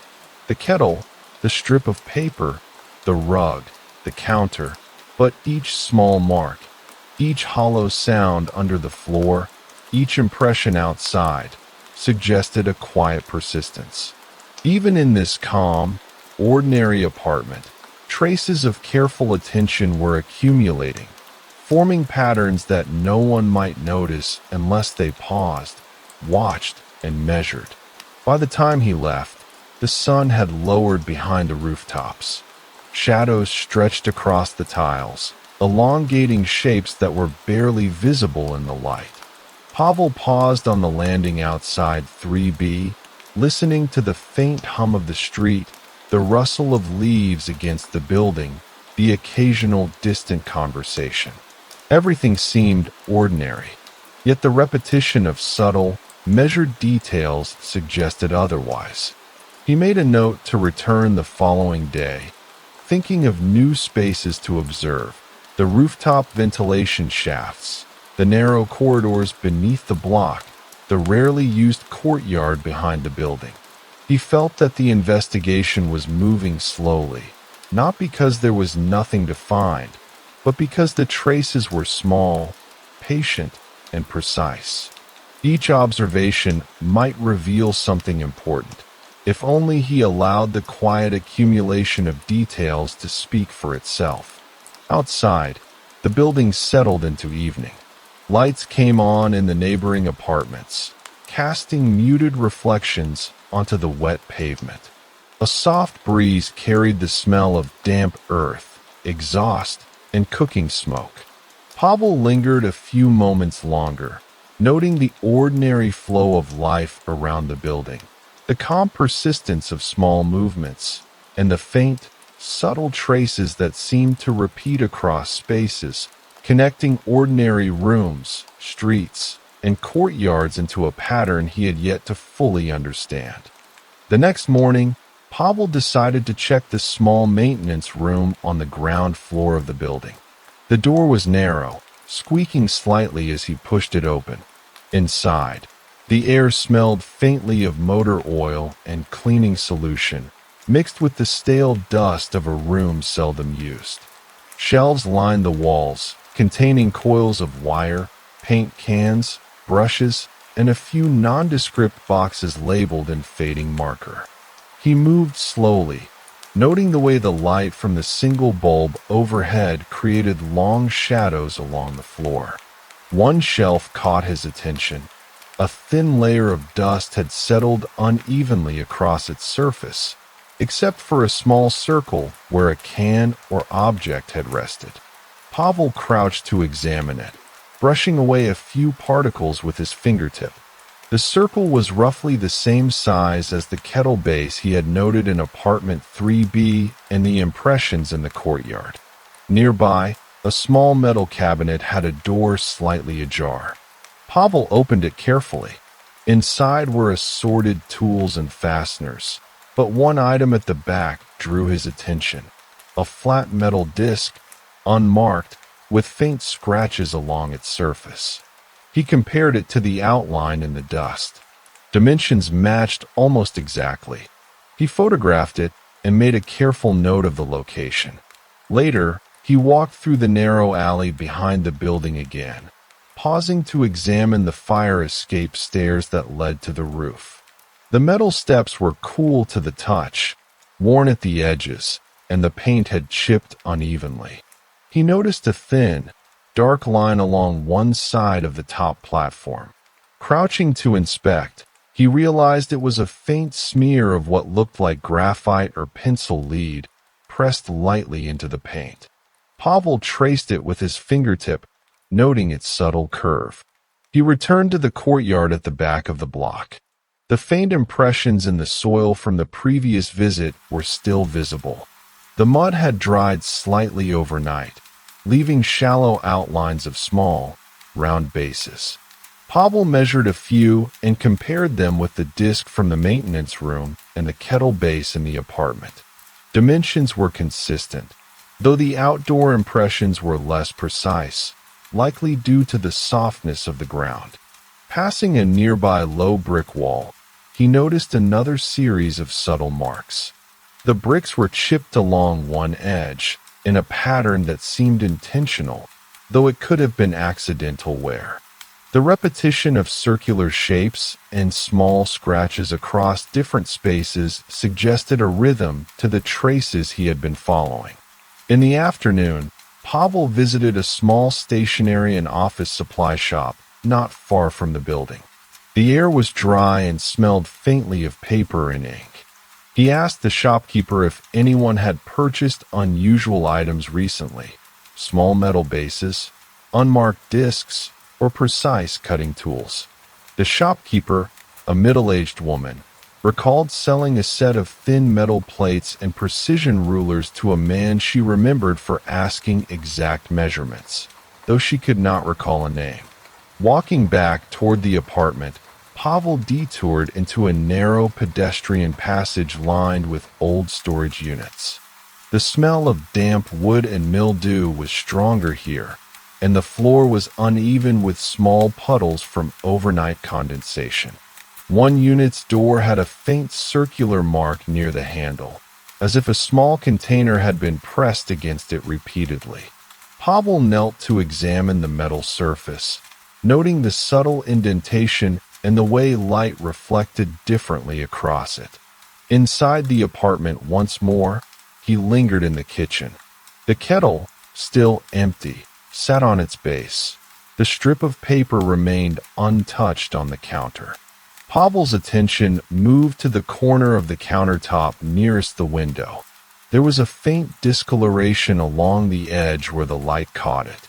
He ran a finger lightly across the surface and felt a shallow groove, nearly imperceptible, consistent with the shape of the metal disc he had found in the maintenance room.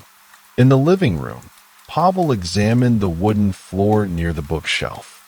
A small chair had been slightly shifted, creating an outline in the dust along the rug's edge. The circular impression aligned almost perfectly with the groove on the counter. He stepped back and noticed that the sunlight falling through the window highlighted the faint curves of the outline on the floor, giving a subtle sense of depth. He made a slow circuit of the apartment, touching baseboards, examining shelves, and listening to the faint hum of the building. Outside, a single pigeon cooed from the balcony rail. The street was quiet except for the occasional distant footstep. The small, ordinary traces, shallow impressions, slight discolorations, faint marks, were accumulating in his mind, though their significance was not yet clear. Later, Pavel explored a small passage connecting the alley behind the building to an adjacent street. The passage was narrow, lined with brick walls damp with condensation. Along the ground, small indentations appeared in an irregular pattern, roughly circular, matching the sizes he had observed elsewhere. He traced the shapes with a stick, noting slight variations in depth and spacing. A woman tending a potted plant in a nearby doorway noticed him and asked if he was lost. Pavel explained he was observing the area and mentioned the indentations casually. She nodded, saying she sometimes saw delivery boxes and packages move through the passage. Some people are very careful, she added. They set things down, move them, line them up. You notice the smallest things if you watch long enough. Back inside apartment 3B, Pavel returned to the small metal box on the shelf. He carefully removed one of the envelopes and compared the sheet inside with the strip of paper on the counter. The edges aligned in width, though the markings did not match exactly. He made careful measurements, noting each dimension and angle in his notebook. As the afternoon light shifted, the shadows in the apartment moved across the floor and counters. Pavel observed them quietly, noting how the light emphasized the shallow grooves and impressions he had cataloged. Outside, the street carried the usual quiet sounds: a car door shutting, a bicycle bell, distant voices from neighboring buildings. He paused near the balcony, looking down at the courtyard.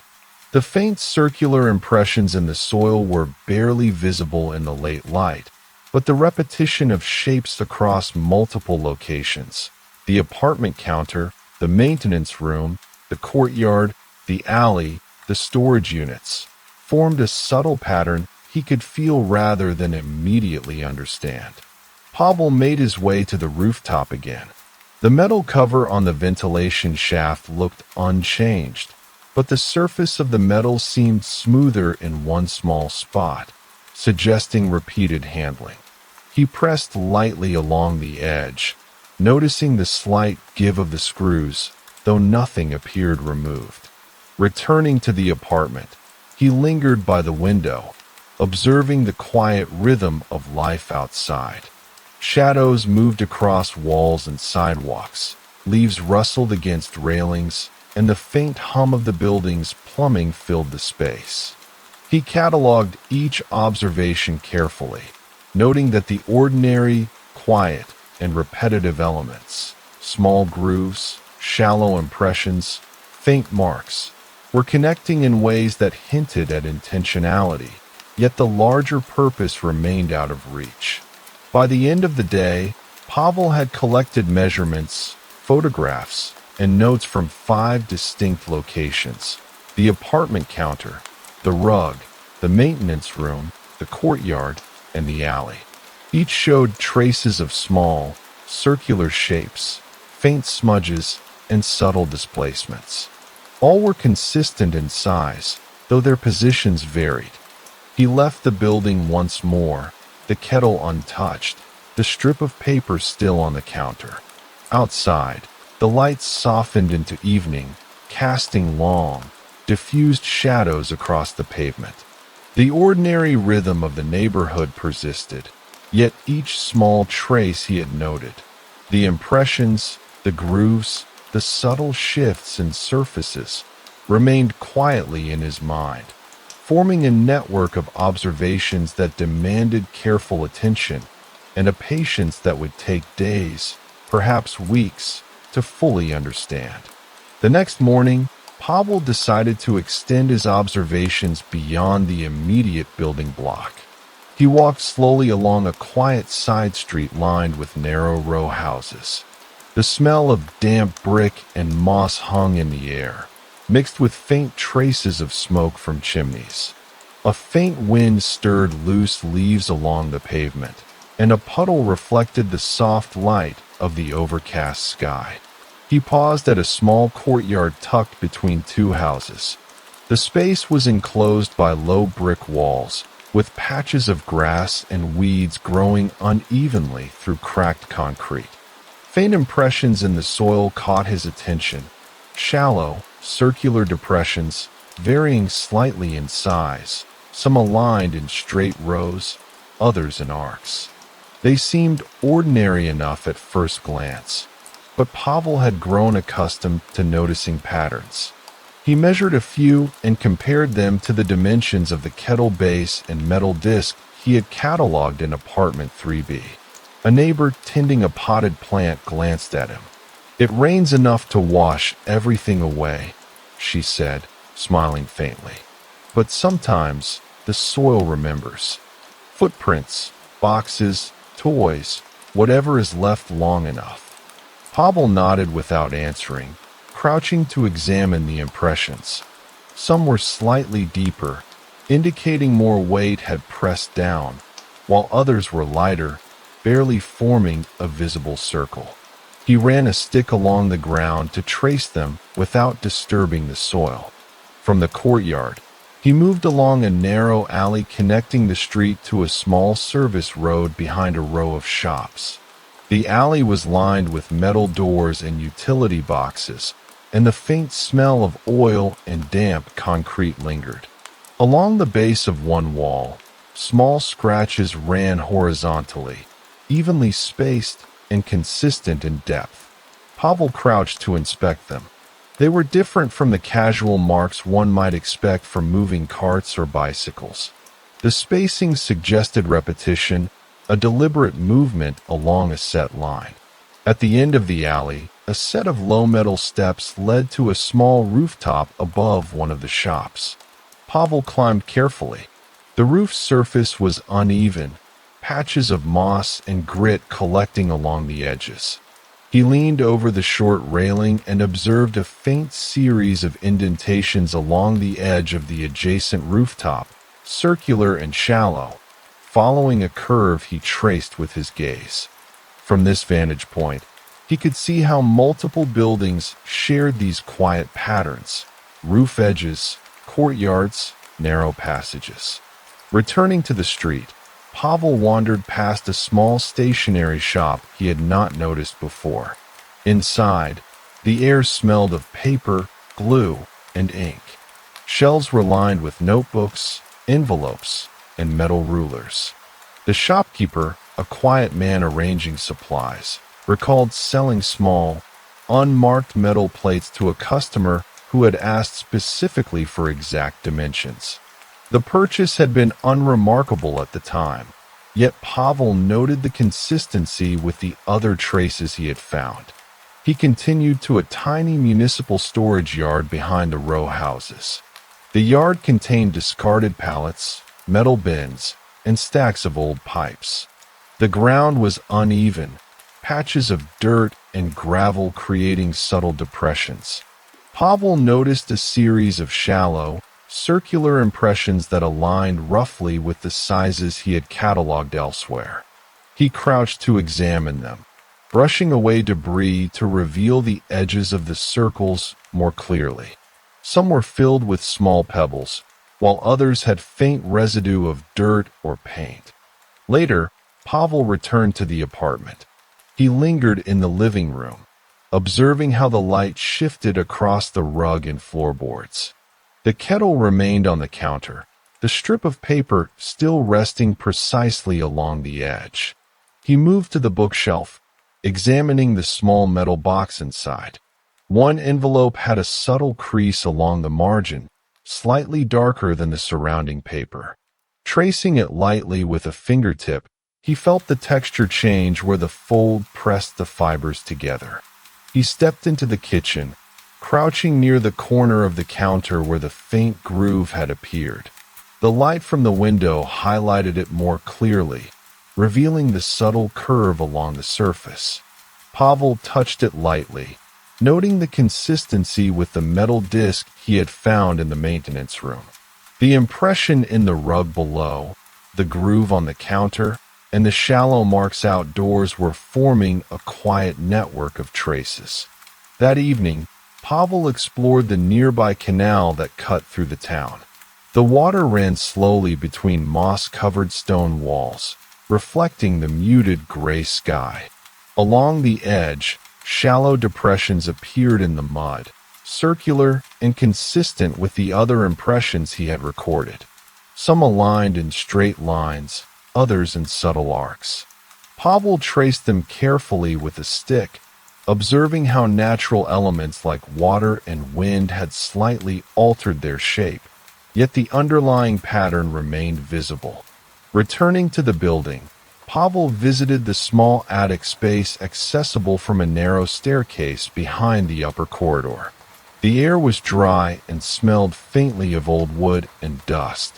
He moved slowly, running his hands along the beams and floorboards.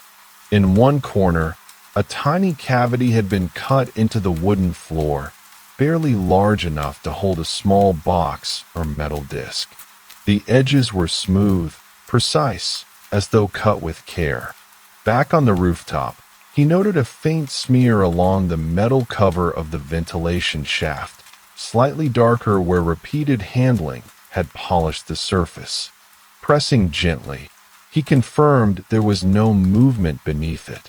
The impressions, grooves, and subtle marks in multiple locations all shared similar dimensions and forms.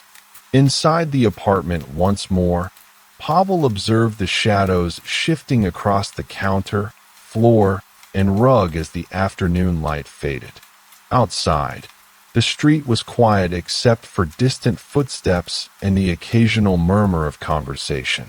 Each observation he made, the faint discoloration along the counter edge, the shallow impressions in soil and mud, the scratches along alley walls, added to a growing pattern. He cataloged measurements, photographs, and notes from at least 7 distinct locations: the apartment counter, the rug, the maintenance room, the courtyard, the alley, the canal bank, and the attic cavity. Each displayed small, circular shapes, subtle shifts in texture, or faint smudges. All were consistent in size, though positioning varied, suggesting deliberate placement rather than coincidence. Before leaving for the evening, Pavel paused at the balcony. Shadows stretched across the tiles, light catching subtle curves and indentations he had documented. A cat moved silently across the street below, and the air carried faint traces of smoke and damp stone. The ordinary rhythm of the neighborhood persisted, yet the repeated shapes and traces he had cataloged, the hollow sounds, shallow impressions, faint grooves, and subtle smudges, hinted at careful, persistent activity, accumulating quietly across multiple spaces. He lingered a few moments longer, noting the quiet repetition of ordinary objects and surfaces. The kettle on the counter, the metal disc in the maintenance room, the impressions in courtyards and alleys, the faint cavity in the attic, and the marks along the canal bank, all seemed to participate in a pattern that was not immediately visible, but that Pavel felt would become clearer if observed patiently over time. Evening deepened. Lights flickered in neighboring windows, casting muted reflections onto the pavement. Leaves rustled against railings, a distant dog barked. The apartment remained still. The kettle, the strip of paper, the subtle impressions and grooves, all unchanged. Pavel left for the night, carrying with him the quiet sense that ordinary, unnoticed details were accumulating into something deliberate, something that required time and patience to fully comprehend. The following morning, Pavel walked along the narrow service lane behind the block, moving deliberately to notice details he might have missed before. The air smelled faintly of damp asphalt and mildew, and patches of sunlight caught the edges of bricks along the low walls. He paused to examine the ground. A series of faint circular impressions ran along the edge of the lane, some partially filled with fallen leaves, others showing slight variations in depth. Each was roughly the size of the kettle base in apartment 3B, and the pattern repeated at irregular intervals, curving gently toward the corner of the lane. At the far end, a small utility shed stood against the wall, paint peeling along the edges, doors slightly warped from moisture. Pavel crouched to examine the threshold. The dirt at the base bore tiny marks, shallow, almost imperceptible, aligned in parallel, as if small objects had been placed and shifted repeatedly. He noted the impressions, the subtle variations in spacing, and photographed them. Nearby, a thin metal railing ran along a short flight of steps leading to a small pedestrian bridge over a canal. The railing was worn smooth in places, and Pavel noticed faint scratches along the top surface, consistent in width and depth. He traced them lightly with his fingertips, observing the pattern. The marks were deliberate yet understated, like repeated contact rather than careless damage. He crossed the bridge slowly, listening to the faint ripple of water against the stone supports below. On the far side, a narrow alley ran alongside a row of small warehouses. The ground was rough, patches of gravel mixed with compacted soil.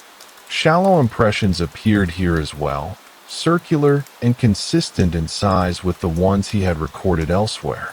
A few were partially filled with debris, suggesting they had been made some time ago. One of the warehouse doors had a small hatch near the bottom. Pavel crouched to examine it. The edges were worn smooth, and faint scratches radiated from the center of the panel. He pressed lightly against it, noticing a subtle give.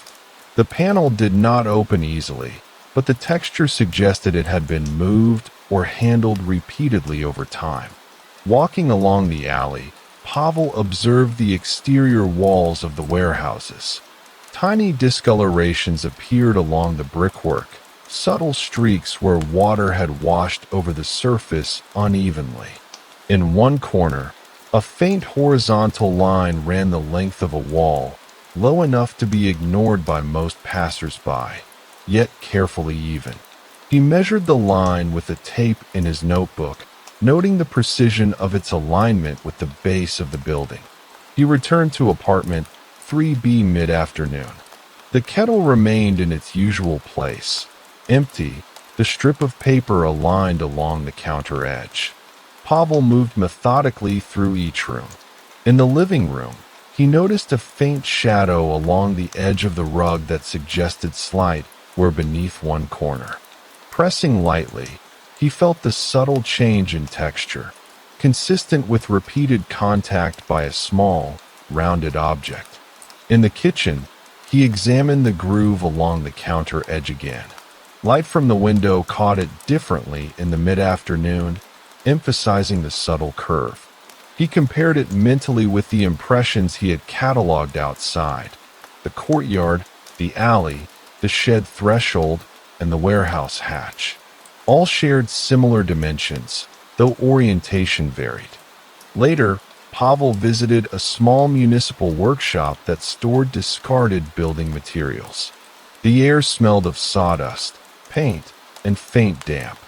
He moved carefully through stacks of wood panels, metal sheets, and boxes of miscellaneous hardware. In one corner, a collection of small metal discs, previously unused, matched the dimensions of the kettle base and impressions from multiple locations. Some bore subtle scratches, others faint discoloration along the edges. He measured a few, photographed them, and recorded their details. Returning to the street outside, Pavel noticed a small park tucked behind the row houses. The grass was uneven, and scattered leaves caught the soft light. He walked slowly, observing the ground.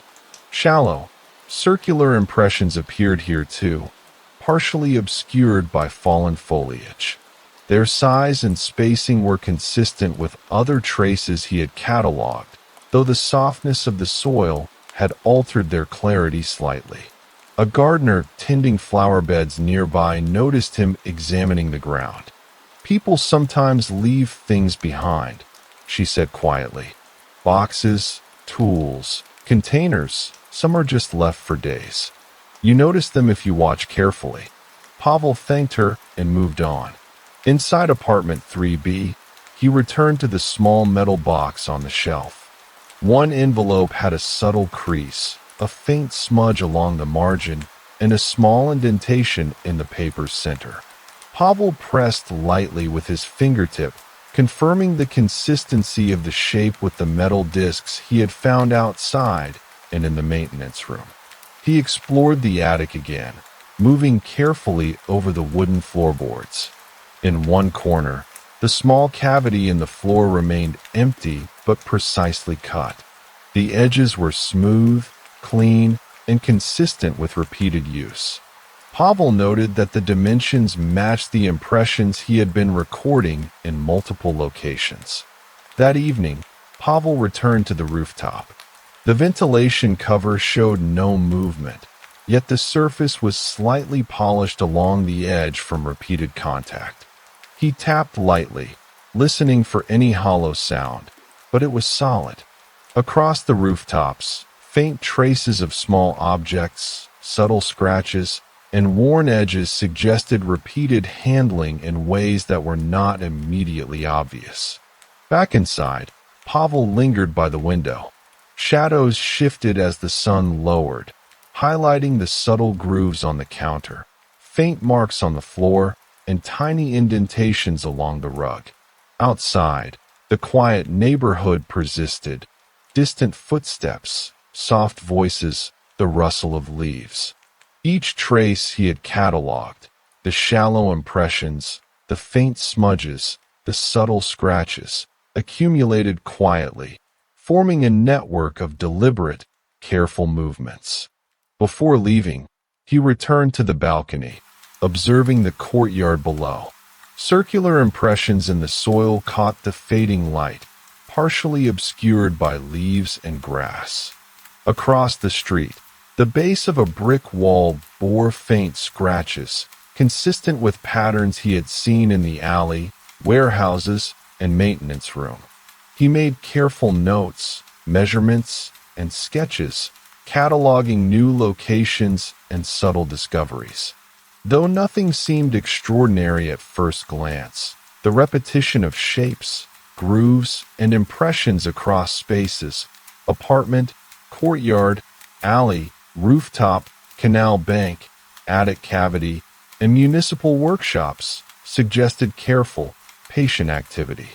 The purpose remained unclear, but the evidence, quiet and methodical, was accumulating, demanding observation and reflection over time. Even as night fell, the neighborhood remained ordinary. Soft hums of distant traffic, the occasional shutter closing, faint conversations from open windows. The kettle remained untouched, the strip of paper in place, the apartment calm. Pavel left with a growing sense that these ordinary, overlooked traces were pieces of a larger, deliberate pattern that had yet to fully reveal itself, waiting quietly for patient attention to bring them together. The following morning, Pavel chose to explore a quieter side of the neighborhood he had not visited before. A narrow lane ran parallel to the main street, lined with low brick buildings and small workshops. The air smelled faintly of damp mortar and dust, mingled with the subtle aroma of bakery smoke from a distant corner. Patches of sunlight broke through between buildings, highlighting uneven cobblestones and shallow depressions worn into the path over years of foot traffic. He noticed a small metal gate along the side of one building, partly rusted but still functional. Beyond it lay a tiny courtyard, almost hidden, with uneven concrete, sparse grass, and an old wooden bench. The ground near the bench bore faint circular impressions, shallow but consistent in size with the kettle base and metal discs he had catalogued. Pavel crouched to examine them, brushing away a few loose leaves to reveal the edges more clearly. The impressions formed a subtle, irregular line leading toward the far wall. He traced the line carefully with a stick, noting the variations in depth. Some circles were nearly imperceptible, others pressed slightly deeper into the surface. The placement suggested repeated contact over time rather than a single incident. A thin streak of paint along the wall's lower edge caught his eye. It had a faint curve, possibly from something brushing along it repeatedly. He photographed it, noting the coordinates in his notebook. Leaving the courtyard, Pavel followed a narrow alley that opened onto a small service road. The alley walls were lined with pipes and utility boxes, the surfaces cold and damp. On the ground, small circular impressions appeared again, partially obscured by scattered gravel.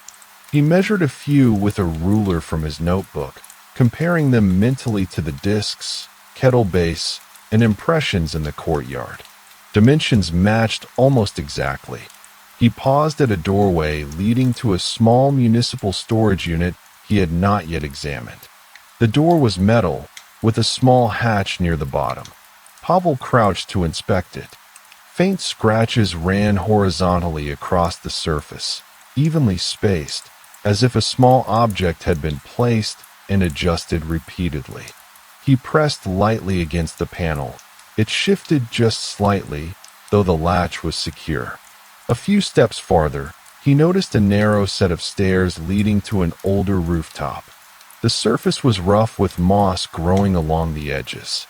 He walked carefully, observing the light reflecting off uneven tiles. Near one edge, faint circular impressions were embedded into the surface, partially eroded by wind and rain. Pavel ran his fingers lightly over them, noting subtle differences in depth and diameter. Returning to the street, he passed a small stationery shop tucked between two row houses. The shop smelled of paper, glue, and ink, faintly mingled with the scent of varnish from old wooden shelves. The shopkeeper remembered selling metal discs and thin, flat plates to a customer several weeks prior. The customer had asked for precise dimensions, carefully checking each item against a small ruler. Pavel took note, comparing these plates mentally to the impressions and grooves he had documented. Later, he visited a small canal bank farther down the block. The water ran slowly, reflecting the pale sky. Along the muddy edge, shallow circular depressions appeared in a line, some partially filled with water, others with debris. Pavel traced them gently with a stick. Their size was consistent with all previous observations, though the uneven surface had slightly altered the shapes. Inside apartment 3B, Pavel revisited the metal box on the bookshelf. He gently removed one of the envelopes and examined the sheet inside. A faint crease ran along the margin, and a small smudge marked the center. Pressing lightly, he felt the subtle texture change where the paper had been handled repeatedly. The grooves on the counter, the impressions in the rug, and the faint marks across the courtyard and alley all seemed connected through subtle, repeated contact. He explored the kitchen again, focusing on the small groove along the counter edge. The afternoon light highlighted the curve more distinctly. Pavel compared it to the circular impressions outside. Courtyard, alley, storage unit threshold, canal bank, and rooftop all shared similar dimensions, though orientation varied slightly. The repeated presence of these small forms suggested deliberate, patient activity across multiple locations. Pavel moved to the living room. Along the edge of the rug, faint discoloration traced a circular shape matching the base of the kettle. The wooden floor underneath showed subtle wear in the same shape. He pressed lightly, confirming the consistency with other impressions he had cataloged. He returned to the attic space, inspecting the small cavity in the floor. The edges remained smooth, clean, and precisely cut. Its dimensions aligned with the impressions he had observed across courtyards, alleys, rooftops, and storage areas. That evening, Pavel climbed the rooftop again. The ventilation shaft cover remained unchanged, though the surface was slightly polished along the edges from repeated handling. Faint smudges suggested someone had brushed against it, though the pattern was subtle, almost imperceptible.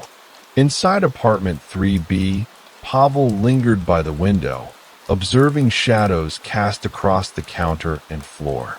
Outside, the neighborhood was quiet, broken only by distant footsteps and rustling leaves. Each observation, the shallow impressions, faint smudges, subtle grooves, and slight discolorations, added to a network of traces, consistent in size and pattern, though dispersed across multiple spaces. He cataloged all new measurements, photographs, and observations. The hidden courtyard, alley impressions, storage unit hatch, rooftop marks, stationary plates, canal bank depressions, and subtle touches in the apartment itself. The pattern was growing, quiet and meticulous, yet the purpose remained unclear. Before leaving, Pavel stepped onto the balcony, looking down at the courtyard. The shallow circular impressions caught the fading light, partially obscured by leaves and grass. Across the street, faint scratches on a brick wall matched the patterns he had recorded elsewhere. He made careful notes, recording new locations and subtle discoveries.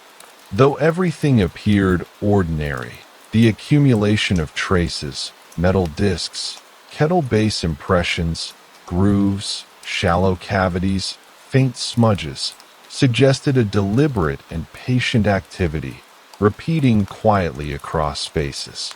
Pavel left, carrying the sense that the ordinary details were forming a pattern that would only reveal itself over time, if observed patiently. The following morning, Pavel decided to explore the buildings along the far side of the canal, a stretch he had previously only glimpsed from a distance. The narrow cobblestone path ran between low brick warehouses, their walls mottled with patches of moss and fading paint. The smell of damp earth and water mixed with the faint tang of rust from exposed metal fixtures. As he walked, he noticed the uneven surfaces of the stones, small depressions worn into the edges where feet and carts had passed over decades. Along the canal bank, Pavel paused to examine a line of shallow impressions. They were circular, consistent in diameter with the kettle base, the metal discs, and the courtyard impressions he had cataloged. Some were partially filled with debris, others slightly eroded, but their repetition suggested deliberate placement. He traced them gently with a stick, noting subtle variations in depth. He climbed a narrow set of steps leading to a small, flat rooftop over one of the warehouses. The surface was gritty with dust and small bits of gravel, moss along the edges. Near one corner, faint circular marks appeared along the tiles, shallow and irregular, but consistent in size with the other traces. Pavel crouched, brushing away the loose gravel, measuring the impressions and photographing them. Descending the steps, he noticed a small doorway leading to a narrow passage between two buildings. The passage smelled faintly of damp wood and old paint. Along the walls, Thin horizontal scratches ran at waist height, faint but consistent, as if repeated contact had occurred over time.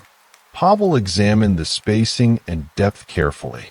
It was subtle, easy to overlook, but he felt it was connected to the network of traces he had been recording. At the far end of the passage, a low metal hatch in the ground drew his attention. The edges were worn, and faint circular depressions lined the perimeter. Pavel pressed lightly against it, noticing that the surface gave slightly, though the hatch remained secure. The impressions were consistent with the discs and kettle base he had cataloged. Walking back toward the main street, Pavel passed a small, overgrown garden tucked between two brick buildings. The soil was soft, damp from overnight rain. Circular impressions appeared near the edges of a narrow stone path, each roughly the same size as the others he had documented. Some impressions overlapped faintly, suggesting repeated activity in the same spots. A faint smear of dirt along the base of the stone edging indicated something had been pressed or slid against it. Later, Pavel visited a small public workshop nearby, where residents stored and repaired household items. The air smelled of sawdust, varnish, and faint motor oil. Among the shelves of small parts and materials, he noticed a stack of thin, flat metal discs. Some bore faint scratches, others a subtle discoloration along their edges. Their size matched the kettle base, the impressions in the courtyard, alley, and canal bank. He measured and photographed each carefully. Returning to apartment 3B, Pavel moved slowly through each room again. The kettle remained on the counter, the strip of paper aligned precisely along its edge. He examined the groove along the countertop, feeling the slight curve under his fingertip. He compared it mentally with the impressions he had recorded outside: courtyard, alley, rooftop, canal bank, garden, and storage workshop. All shared a similar shape and size, though orientation varied. He crouched near the edge of the rug in the living room, noting the faint circular impression beneath. The wooden floorboard beneath showed subtle, where matching the shape of the impression. The pattern repeated across locations, yet its purpose remained unclear. Pavel recorded detailed notes and sketches, connecting dimensions and positions meticulously. Later, he explored a small, narrow corridor beneath the building that led to the basement. The air was cool and damp, smelling faintly of earth and old concrete. Along the floor, faint circular impressions appeared sporadically, some partially obscured by dust and debris. Pavel traced each with his fingertips, noting consistency in size and shape. He moved to examine the walls, noticing tiny scratches at low levels, horizontal and evenly spaced. The corridor seemed ordinary, yet the subtle repetitions mirrored patterns he had documented elsewhere. From the basement, a narrow stairwell led to a small service roof. The surface was worn, patches of moss and grit along the edges. Near the hatch leading to the ventilation system, faint smudges and shallow circular impressions suggested repeated contact over time. Pavel measured the depth, spacing, and diameter, confirming alignment with previous observations. Inside the apartment again, Pavel lingered by the window, observing shadows moving across counters and floors. Light highlighted subtle grooves on the countertop and faint marks along the rug. Outside, the quiet neighborhood carried only occasional footsteps, distant voices, and the rustle of leaves. Each observation, the shallow impressions, faint smudges, subtle scratches, and slight discolorations, was adding to the growing network of traces across multiple locations. He cataloged new discoveries: canal bank, warehouse rooftops, narrow passages, overgrown garden, municipal workshop, basement corridor, and service roof. The shapes and traces, metal discs, kettle base impressions, grooves, shallow cavities, and faint smudges remained consistent in size and form. The repetition was deliberate yet quiet, subtle, accumulating across spaces in a way that demanded careful observation. Before leaving for the evening, Pavel stepped onto the balcony again. The courtyard below showed shallow circular impressions partially hidden by grass and leaves. Across the street, faint scratches along brick walls echoed the patterns he had recorded elsewhere. He made careful notes and sketches of all new locations and subtle discoveries. Everything appeared ordinary, yet the traces, dispersed across apartment, courtyard, alley, canal bank, rooftops, gardens, workshops, and basement spaces, formed a quiet, persistent network. Pavel left, carrying the sense that these small, overlooked details were deliberate, patiently arranged, and waiting for sustained attention to reveal their connections. The following morning, Pavel returned to apartment 3B with a quiet sense of purpose. The kettle sat in its usual place, the strip of paper still resting along the edge of the counter. For the first time, he allowed himself to step back and look at the apartment as a whole rather than focus on individual traces. The grooves, impressions, and subtle smudges all seemed to form a quiet map of movement, a record of repeated, deliberate actions.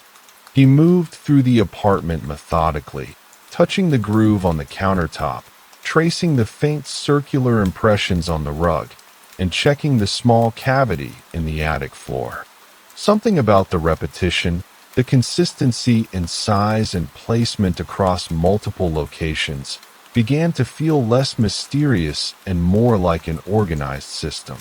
The impressions in the courtyard, the alley, the rooftop, and even the canal bank had all mirrored the forms in the apartment. Pavel returned to the metal discs he had collected from the workshop and maintenance room.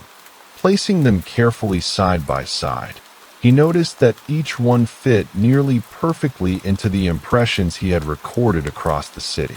The kettle base, the discs, the shallow depressions in soil, mud, and floorboards, they were all designed to be used repeatedly in precise ways.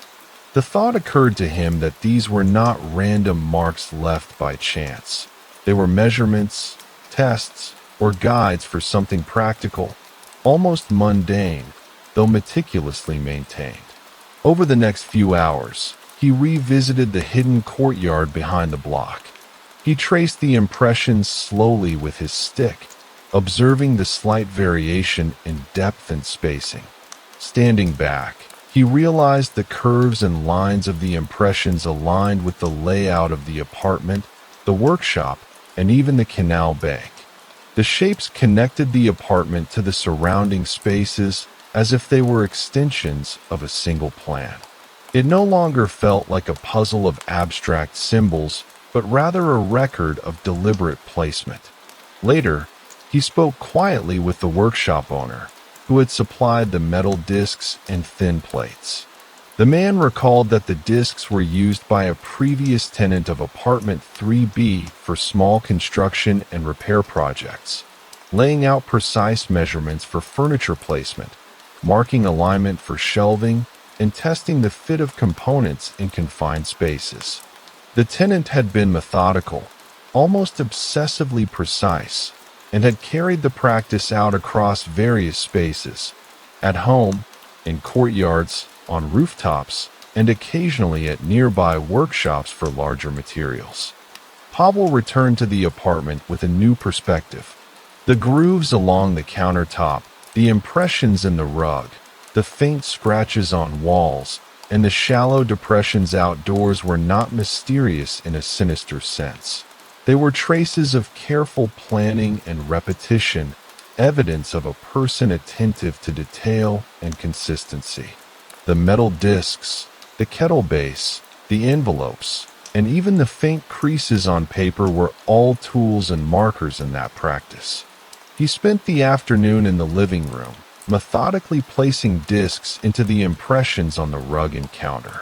Each fit perfectly, confirming that the marks he had cataloged throughout the neighborhood were not random, but practical, functional traces left by repeated actions. The shallow impressions in soil, the marks along alley walls, the slight grooves on rooftops, they all reflected the same quiet, meticulous activity. Pavel walked slowly through the apartment one last time, touching each mark lightly, examining each groove. The sun cast long shadows across the floor, softening the edges of the impressions. Outside, the street remained calm, the faint hum of everyday life continuing uninterrupted. The traces, once mysterious and disconnected, now made sense as part of a habitual, careful routine. He returned to the balcony and looked out at the courtyard below. The shallow impressions, partially obscured by grass and leaves, no longer felt ominous. They were records of a person's measured work, extended outward from the apartment into the surrounding space over time. The repetition, patience, and attention to detail were the connective thread. By evening, Pavel had cataloged his final notes. The kettle, the strip of paper, the metal discs, the impressions inside and outside the apartment, all formed a quiet record of diligence rather than mischief or malice. The mystery that had drawn him through streets, alleys, rooftops, courtyards, and workshops resolved into understanding. A careful, methodical person, leaving traces of their work in the ordinary spaces around them. He lingered a moment longer by the window, observing the neighborhood in fading light. Shadows softened, sounds of distant footsteps and rustling leaves continued, and the apartment itself seemed calm, ordinary, and complete. The quiet accumulation of traces had revealed its story not through drama, but through patience, repetition, and careful attention. Pavel closed his notebook and stepped away from the window. Everything felt settled. The ordinary rhythms of the building and neighborhood, once seemingly inconsequential, now carried the gentle imprint of a meticulous life. He left the apartment quietly, carrying the understanding that the traces he had followed were not evidence of something sinister, but a record of care, order, and subtle, patient habit. The city continued around him, ordinary and calm, and the investigation had found its quiet, complete conclusion.